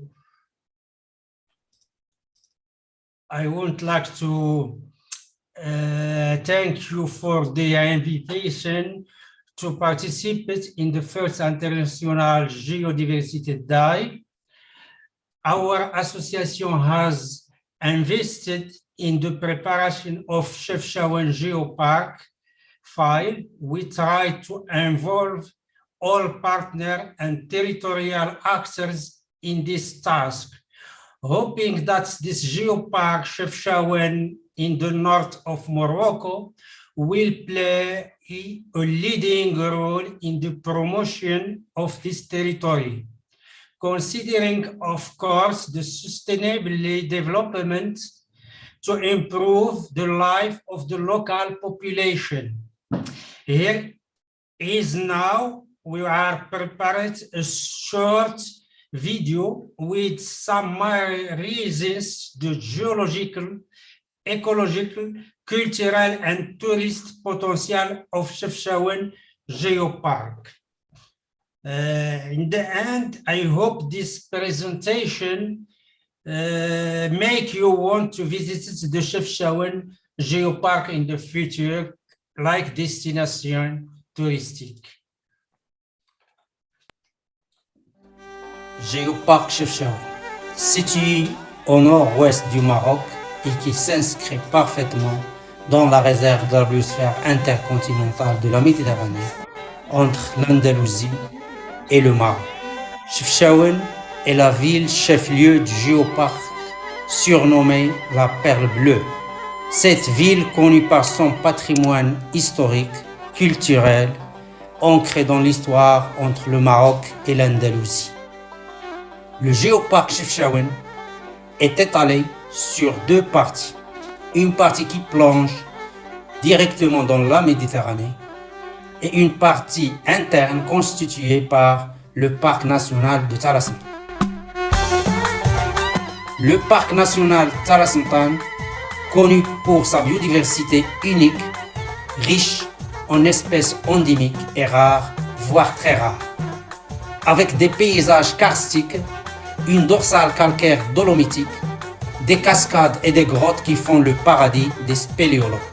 Une partie géologique qui se termine sur la rive méditerranéenne, avec des formations de schiste, micaschiste, gneiss, kenzigite et la péridotite nibouza. Notre association ATED a travaillé au développement de ce territoire par le développement du tourisme durable, écologique, la valorisation des produits de terroir, la gastronomie locale, ainsi que l'appui aux coopératives artisanales, agricoles, aux activités sportives, surtout les sports de montagne, et aussi à la promotion des projets innovateurs comme la réalisation de la maison d'abeilles d'Arnel au sein de ce géoparc de Chefchaouen. Tout ça fera de ce géoparc une destination de rêve. Thank you very much for your attention. This is Geoparc Chefchaouen. Un très grand merci, Tazi, pour cette présentation. Un grand espoir de futurs géoparcs. Et je crois que très bientôt, vous serez prêts à rentrer dans la famille des géoparcs avec votre équipe d'experts. On passe en Égypte, ou en Égypte, c'est un peu particulier puisqu'on a plusieurs propositions de territoires. Oh, sorry, I'm speaking. Sorry, I was following the French. So thank you very much. Tazi, we go directly to Egypt, where it's a special situation. We have several territories there which can have a potentiality to become aspiring geopark, and our expert will find a kind of discussion with the UNESCO National Commission and trying to monitor which can be the best territory to develop and to work. And maybe we have Dr. Ahmed Barkouki connected, who can provide some words. Anyway, congratulations to Egypt for this grant.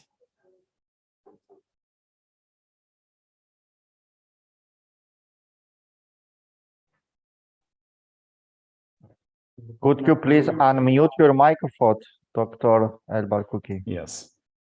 Sorry for that. Thank you very much. Hello, everyone, and assalamu alaikum from Egypt. Actually, it's a great opportunity to meet with this gathered of experts and to give the opportunity to talk about our thoughts regarding the developing the concept of geoparks in Egypt. As a matter of fact, I think of Africa and the Arab region as been illustrated before as a great geopark for the world. So many places and sites are deserve actually a lot of attention to be developed and presented, not only two geoparks in Africa and the Arab world. Actually, I was invited lately by Christoph, thanks to him, to give a sort of introduction or brief information about the area of Fayoum. And now I see that we have Siwa and Sohag, and this is great. We have here Dr. Inas as well, and perhaps if she would like to add something about these two great areas, she's welcome. Fayoum, we prepared a sort of informative brief about the area. If you would like, I can give this during the presentation. If you allow me to share the Fayoum area.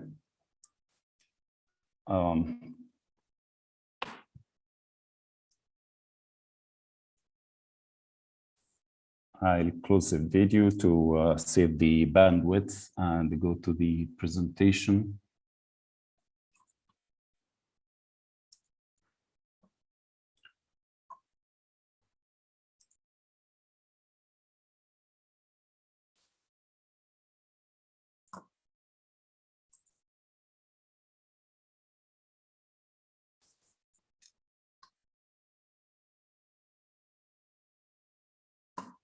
Do you see my screen now?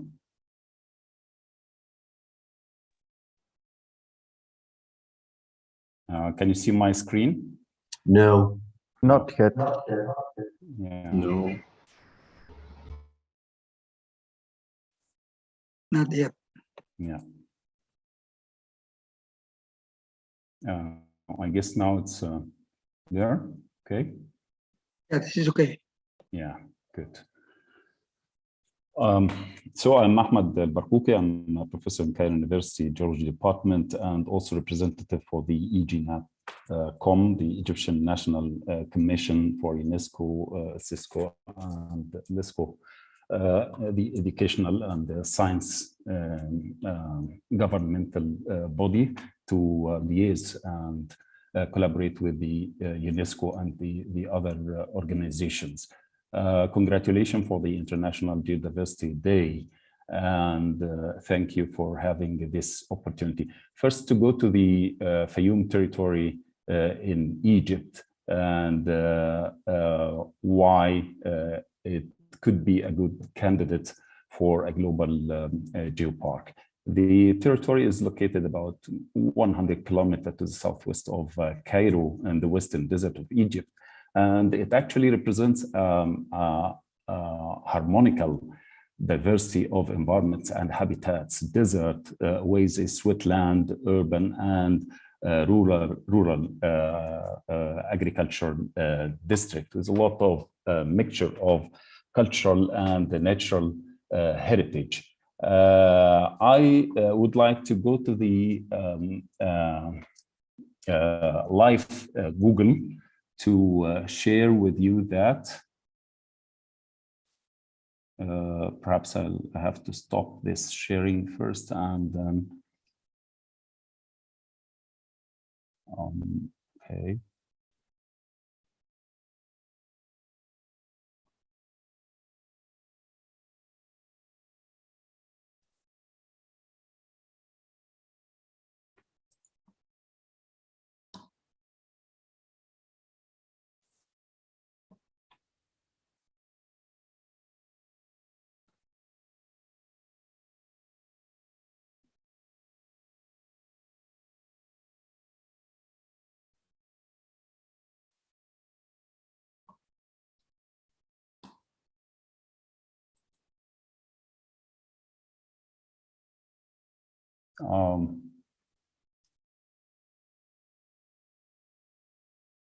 Anyway, to save time, actually, I can do that later.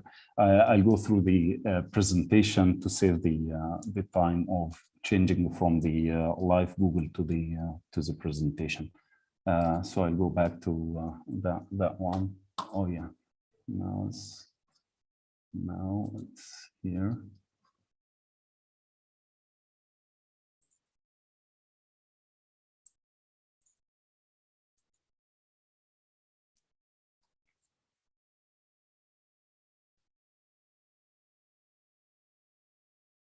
Do you see the Google screen now? Yes. Very good. Okay.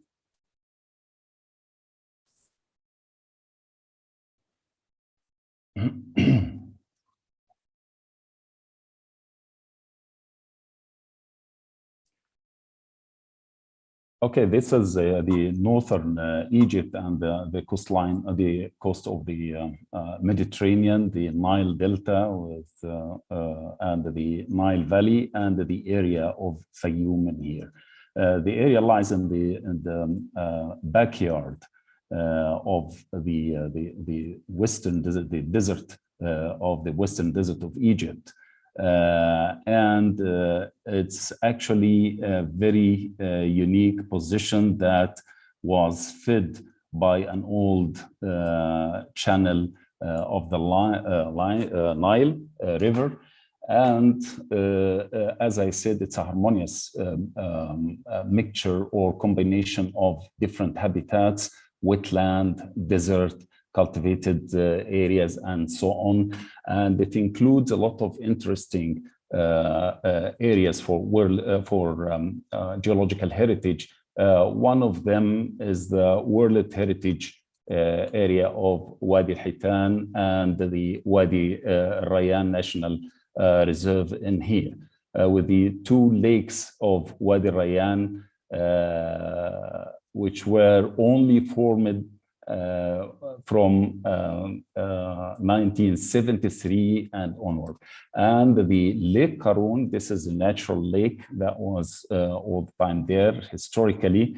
Lake Karun is a great lake here, and we have the Jebel Qatrani area. Jebel Qatrani area is an area with basalt, Oligocene basalt, and some historical quarries for the basalt, and it includes the oldest paved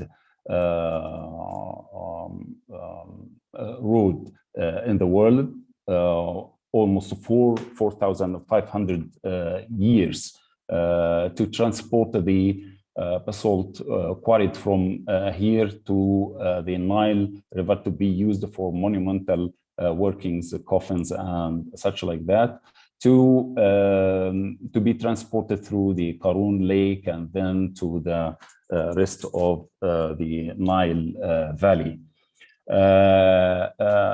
So the area actually proposed is not now defined exactly in terms of kilometers, but it can range from 1,000 to 5,000 kilometers according to the approval that should be taken by the governmental authorities, and also according to the discussion that will be made with the experts trying to define the control area of the Fayoum area. So we get back to the shared PowerPoint.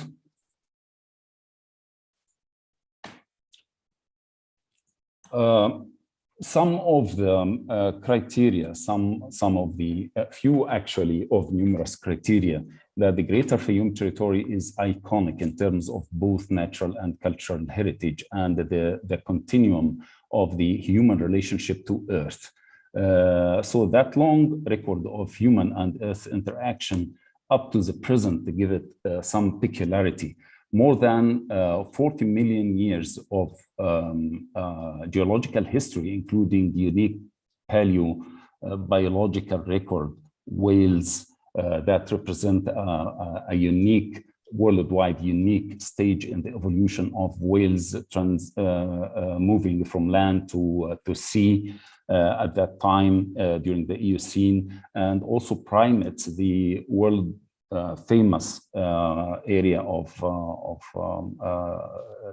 North Karun Lake and Jebel Qatrani, where the late Elwin Simon of Duke University was working for more than 50 years.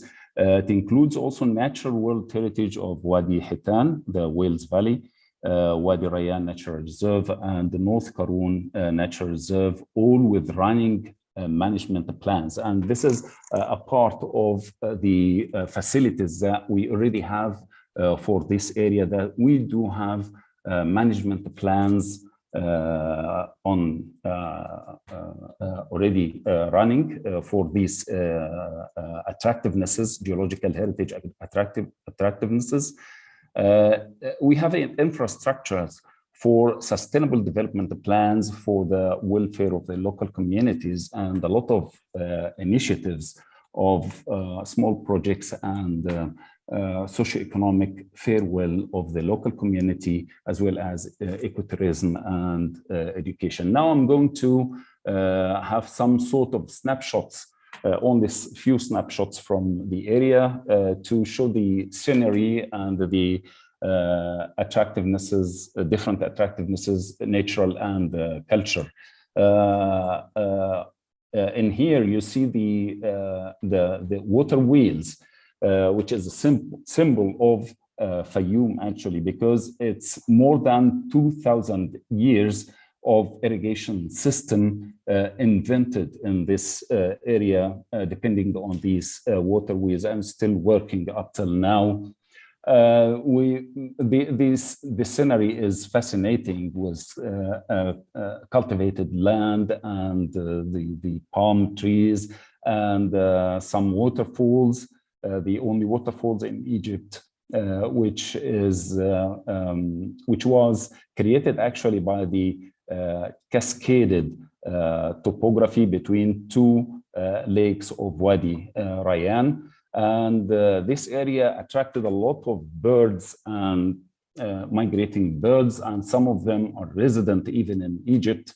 Now, a lot of biodiversity, and in here you see some of the handicrafts already running in the area to the south of Lake Karun in Tunis village, where the late Evelyn established a school of pottery and ceramics and educated the local people how to market their products and so on. Here you see some of that kind of pottery and carpets and some of the hay bags and silal, they call it, typical for Fayoum area.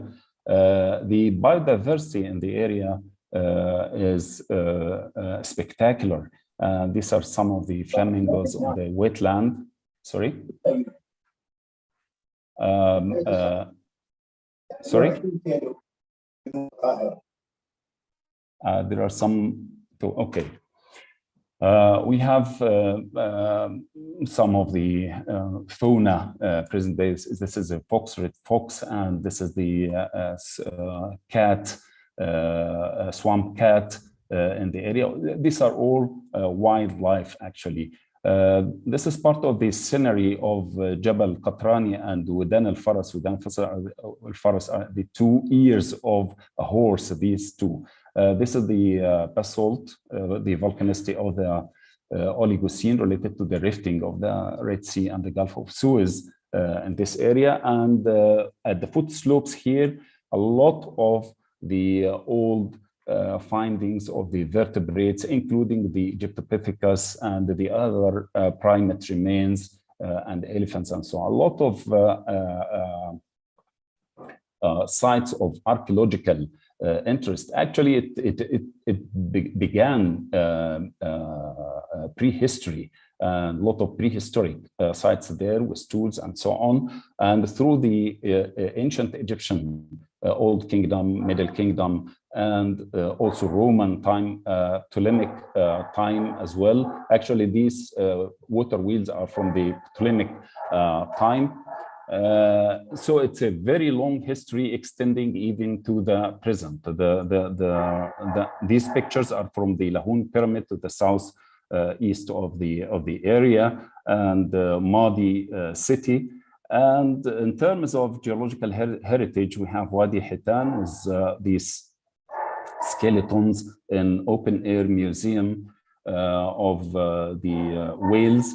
This is one of the Dorodon, the smaller one, the Basilosaurus there. The landscape is also marvelous there. And this is part of the old paved road and part of the sky by night, because the area is astronomically used by amateurs and scientists also to watch the sky and see a lot of features there. These are part of the attractivenesses in the area, where they have the visitor center and the climatic change center with some of the remains and replicas from the area of Wadi Hitan. These are 2 Basilosaurus replicas there. And here is Dr. Sameh, one of our colleagues in the Egyptian Environmental Affairs Authority, explaining the remains in the vertebrate remains in that center. The area is very well managed with tracks for visitors to go through, and with the labeling of the sites and so on. And they have also other attractivenesses for the sand skating and picnic on the magic lake, which changes the colors during the day and so on. So for tourism, it's a fantastic area. These are some snapshots from Tunis, and some snapshots from Wadi Rayyan, including that waterfall. And also it's a marvelous area for meditation and tranquil kind of tourism, and also for sky watching. And these are all photographed from Wadi al-Hitan and Wadi Rayyan area. Thank you very much for that. Thank you very much, Dr. Barbocchi, for this presentation. You're welcome. And it's fantastic. I mean, I enjoy the connection with the sky, connecting the earth with the universe, all the same story. And I think that we can't have better example for this International Geodiversity Days and this 6 project in African and Arab state, living project, preparing the future. So contributing to the development of UNESCO Global Geopark all around the world. This is fantastic for geodiversity today. I know we are very late now. We have to close with Africa and Arab states, and Nicola and Christophe, please follow with the SIDS grants. Thank you very much.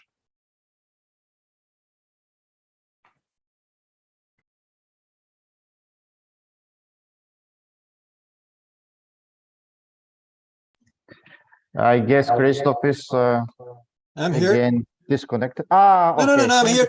It's just, sorry, Elias. I thought that you would just wanted to project the video first of the SIDS grant call before it was my turn. Well, actually, you have to introduce the video, Christoph. Sorry.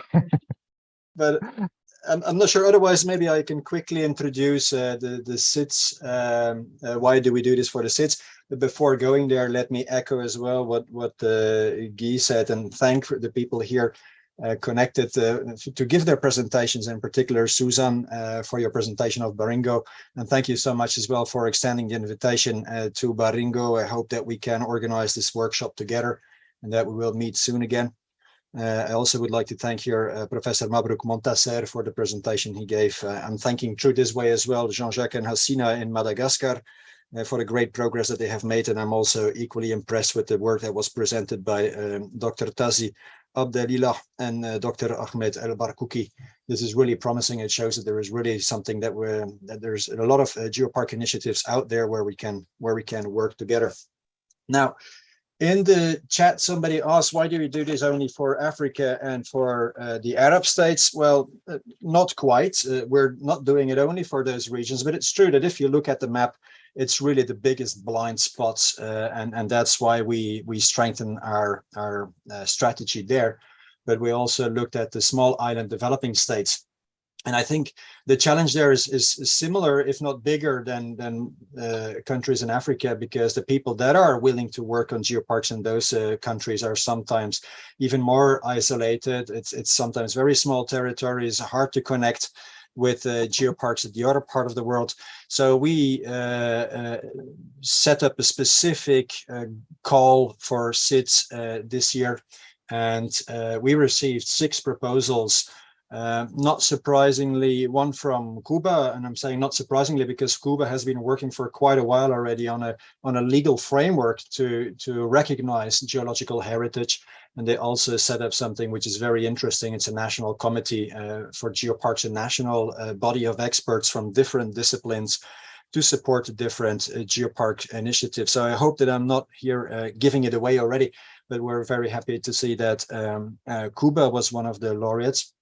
And then moving all the way to the other side of the world, and I know that it must be incredibly late for you, Dana Tigarea from the Pacific community.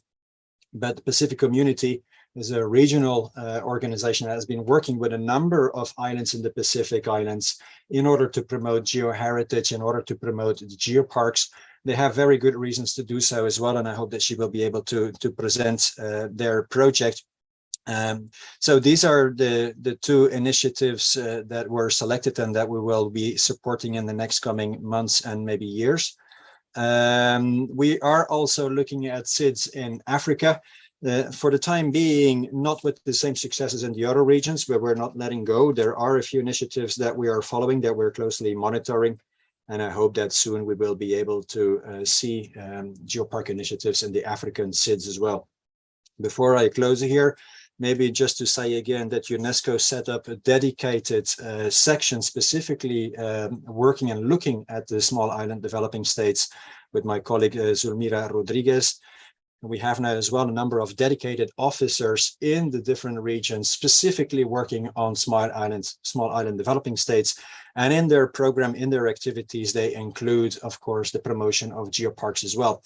And I'm looking here at our colleagues in the Kingston office, Jean-Paul Ngobe Abiyaga, but also Massimiliano. And we can also count on our office in Cuba with Anne Lemaitre as the director. I'm sure that the colleagues in Cuba know her. And I'm also happy to announce here that our colleague Christine Dofmasian, I thought that she was connected, I'm not entirely sure, but that she will be taking over the region, the Pacific region, and I'm sure that we can count on her expertise. She has been building up expertise in Central Asia, where she has been promoting geoparks, and she's moving now to Fiji in a couple of months. So she will be able to support our initiatives there as well. So with that, colleagues, Nicholas, I wanted to close the introduction to the SIDS, and I thought that you maybe wanted to project a video now, the SIDS Grants Awards. But let me congratulate once again on behalf of UNESCO the different initiatives in Africa, in the Arab states, and now as well in the small island developing states. And I wish them a lot of luck, a lot of courage, a lot of inspiration as well, and just let them know that they can count on us. Thank you very much.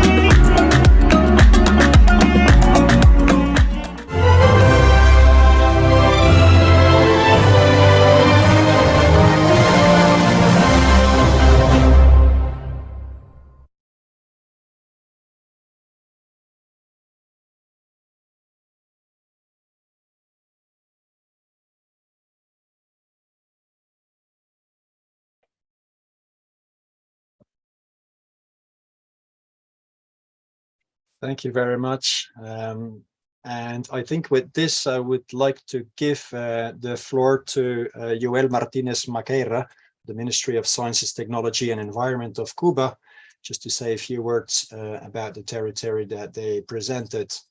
Thank you.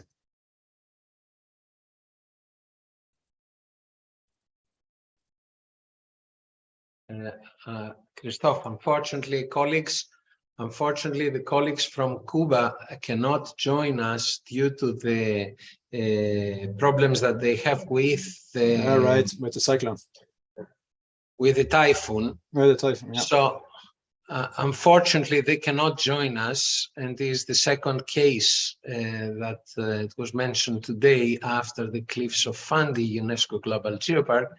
We have also severe problems in Cuba, and so the colleagues from there cannot join us.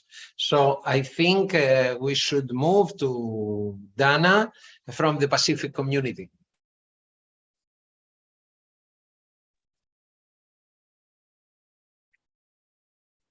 Hi, thanks, Nicholas and Christoph, for that introduction. I'm just trying to share my screen now.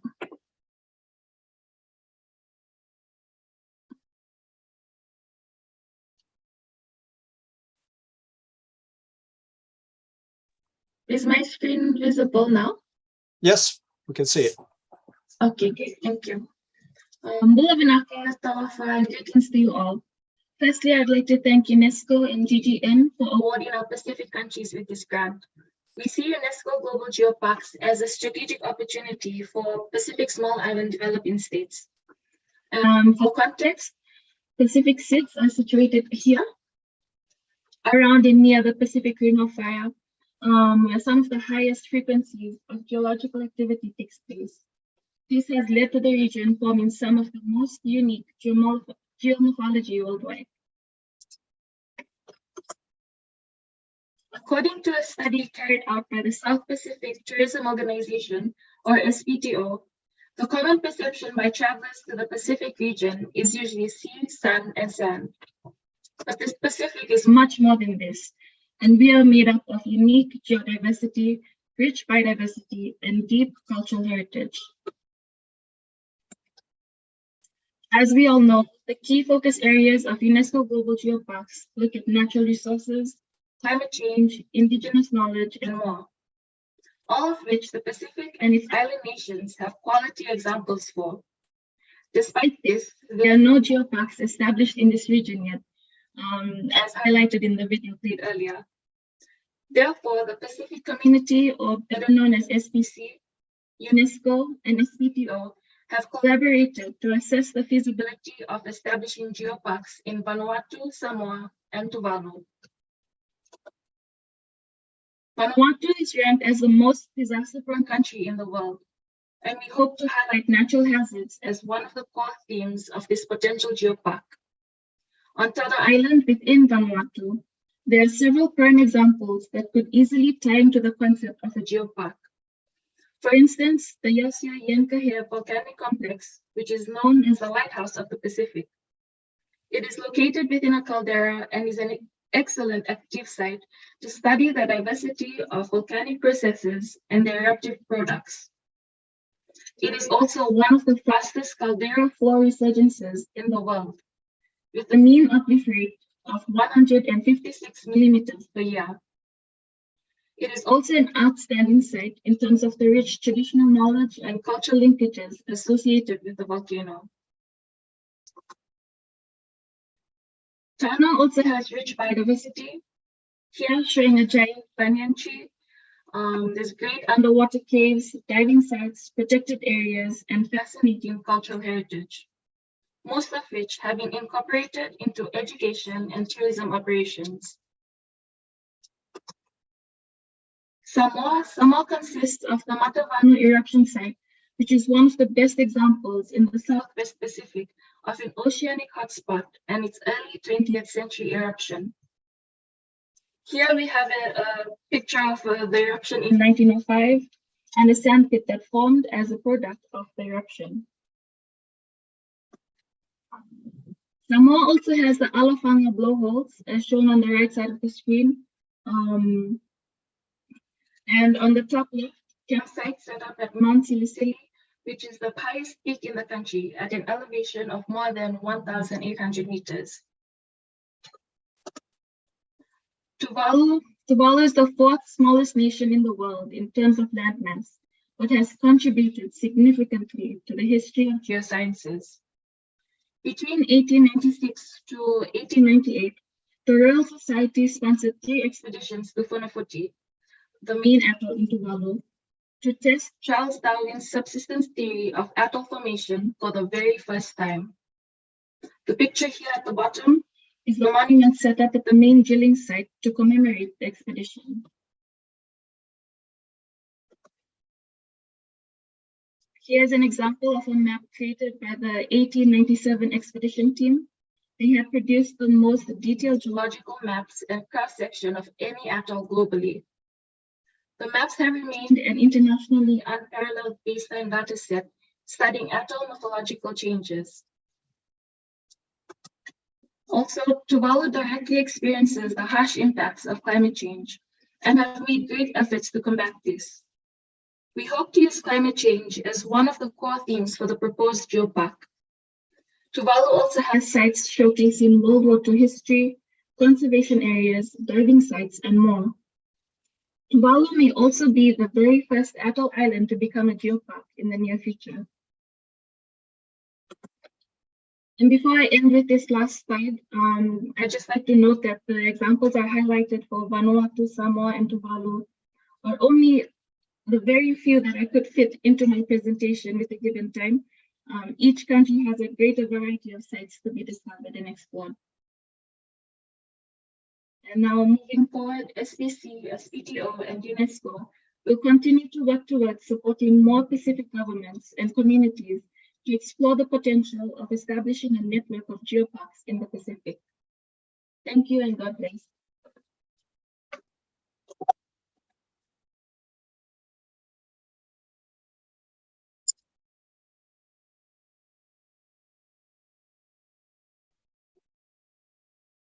Thank you so much, dear Dana, for this nice presentation. And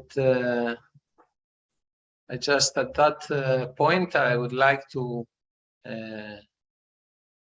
ask Christophe if he's going to take the floor for the discussion with the delegates. Thank you very much, Nicholas. Let's see, I think we can open the floor, and if people are wishing to ask or raise a question, raise your hand. And I think we can have, we're a bit beyond the schedule, but we can spare a couple of minutes for some questions and answers.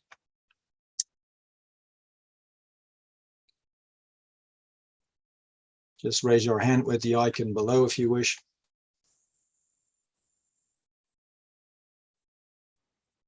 Somebody else of the Connected Geoparks, I see, yes. Ilham Alimuddin. Yes.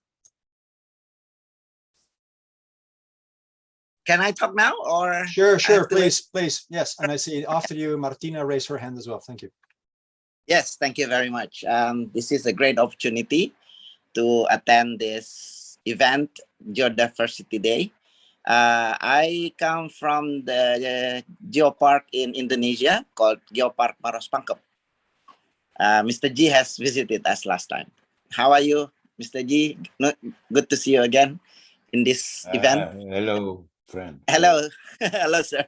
Yeah, I'm delighted and excited to witness this and meet a lot of friends from all over the world on this Geopark Heritage and Geodiversity Day. Actually, don't have to raise questions, but I would like to ask if this Geodiversity Day later will be continued in some other areas that we can commemorate with event, probably visiting an area rather than only meeting online like this. That would be great opportunity to see other areas as well. Like us in Indonesia, we are really excited with these geopark concepts, and we are taking a lot of efforts also to make our geoparks established. So yes, basically, I would like to just address our appreciation to UNESCO, especially the UGN, for this event, and I'm happy really to join this commemoration. Thank you very much for this opportunity to just address everyone, and thank you. Bye-bye. Thank you very much. And of course, the International Geodiversity Day is not UNESCO's day. It's not it's everyone's day, and you just celebrate it as you consider most appropriate. And that's why we see a lot of geoparks are organizing field visits, or they're setting up events where there are schools. So it's really up to you to see how you want to celebrate it, and that can change year after year. We just wanted to give a bit of inspiration amongst others with this event. Thank you. I believe Martina had her hand up as well. Martina, you're still there? Yeah, thanks so much, Christoph. Hello, everybody. It's very nice to see you all again.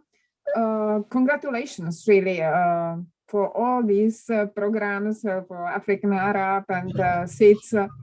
I think this is very important to stimulate this underrepresented geoparks.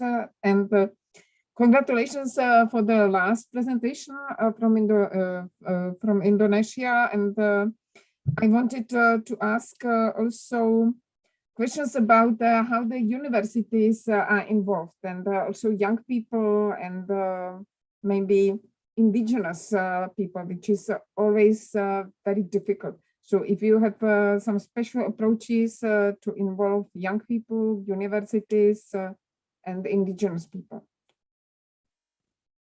from the SIDS region. Thank you, Martina. I'm not sure if the question was addressed to me, because I think it's something that yeah, everyone... It was actually... it's the first time, let's say this, it's the first time that we celebrate this. So we're just trying to see as well what is the best way to celebrate such a day. And I'm sure that year after year, there's going to be more and more events. Right now, of course, we're connected with the young people from the Geoparks Youth Forum, and they're spreading the word as well, and they're setting up so many events. If you go to the website, International Geodiversity Day, you're going to see there's more than 60 activities worldwide in universities, in musea, in the geoparks, and I'm sure that's only a fraction of what's actually really going on out there. So it's a bit all of your responsibility. We are working with what we call the ASP SchoolNet, the associated schools. That's 11,000 schools. They know that this is happening. Of course, it's a bit up to us as well to offer them maybe a package of some inspiration as well, to see how can they actually celebrate this. So let's say that this is it's a starting point of something that is probably going to be a nice and a long story. Yeah, thank you, Christoph. Actually, it was congratulations to you, and question was for the presenter of SIDS region, for the presenter of last presentation. So if they can tell us how they stress to involve their indigenous people and universities, so if it's possible. Hi, Martina. So hello, Dana. Thank you hello, for your question. So, hello, Martina. Really nice to see you again. Hello. hello. Nice to see you. Yeah, bye. So Dana, could you answer the question? Yes, definitely. So I guess you're looking at the participation of local communities here in universities, education sectors. I can give you an example. So I highlighted Tuvalu as one of the sites we were looking at. And in Tuvalu right now, they have progressed, I would say, more than other countries we've been working with. And the local communities and the local chief systems, the chief councils that they have in the island are the ones actually moving this project forward. We sort of just presented this idea to them, and they really took it on, and we just follow their steps now and support them in any way we can. But really, Tuvalu, for example, just the whole indigenous communities, the local communities, chief councils, everything, they are the ones leading it on the ground. And that's how we sort of saw the project moving forward. It's not for us to go in and tell them how it's done, but for them, the communities, to tell us if they would like it and how they would want to see it come to life. So that's what we're here for, just to support their visions and their dreams of the Geopark project. In terms of education here in the Pacific, we really, what's the word? We put education on the top of our list in all our Pacific Island countries. That's one of the main things that we like to work towards, quality education. And moving forward with our 3 countries at the moment, we plan to have not only the geology, tourism, and culture sectors as part of the management team of the Geopark, but also education. So they will also be heavily involved, if not already. I hope that answers your question. Thank you. Thank you so much. You are surely on the good track. So just continue. Thanks so much. Thank you. Thank you so much, Dana. I think for you, it must be like 2:30 in the night. So really, thanks, very much appreciated to stay with us for such a long time, and give my regards as well to Gary and to Christina. I will, thank you. Thanks. I'm not sure if there's any other questions. I'm quickly scrolling through the list of participants. Nope. Nicholas, I don't see any other hands raised. Thanks, Christoph. I think this event went a little bit longer than it was scheduled. I think many colleagues are already ready to go to other commitments, because there are several events taking place in Europe and Latin America today for the International Geodiversity Day. So I think in this point we have to close this very successful meeting, which reached more than 130 participants during this morning. I would like to, or evening, depends on the geographical region where the participants are located. I would like to thank you all for your participation. We are grateful, both UNESCO and the GGN Executive Board, for this, for your participation, for sharing this very important moment, the celebration of the International Geodiversity Day. I wish you every success to your ongoing activities. More are going to follow during the next days and the weekend, which is coming. We are going to share a lot of news about these events. And it was really impressive, the fact that during these days, the campaign that the GGN has done through social media managed to reach more than 1 million of individuals spreading the message of the day and making the celebration of this first International Geodiversity Day really a great event. We have to add, of course, all the participants from all other platforms, from the social media of UNESCO, from the International Geodiversity Day social media, and all the others. But it's already a great success. I just want to close giving to all of you, just as reminding that on the 15th of November starts the International Intensive Course on UNESCO Global Geopark, where all the participants, the colleagues from the aspiring geoparks granted in the frame of this UNESCO and GGN grant can participate in order to increase the knowledge, in order to build capacity on geopark building and activities. Of course, everybody else from the geopark community is very welcome to participate. You are going to meet a lot of colleagues from UNESCO, from the GGN, from the mature geoparks that have great experience in geoparks building.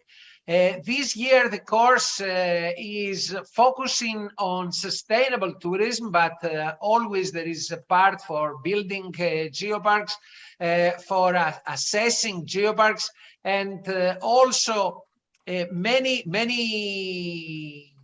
other colleagues experienced are going to give lectures from all parts of the world.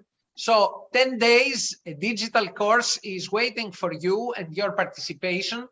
Thank you once again for supporting the GGN activities, and wish you all the best, every success to your activities in the field, because geodiversity, we don't just celebrate in digital way, but through field activities from schools, from individuals, every day and this day. And I wish you the best for the days to come. Keep the flag of the geoparks and of geodiversity high. Thank you so much.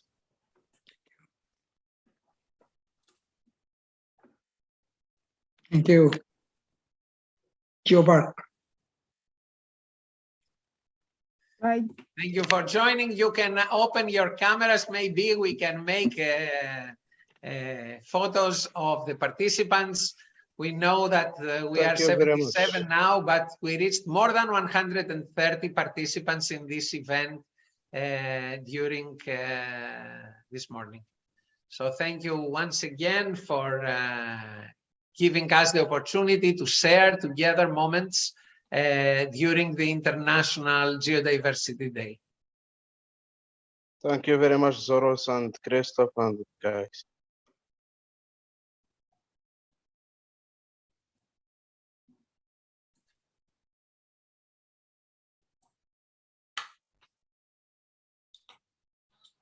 Thank you all.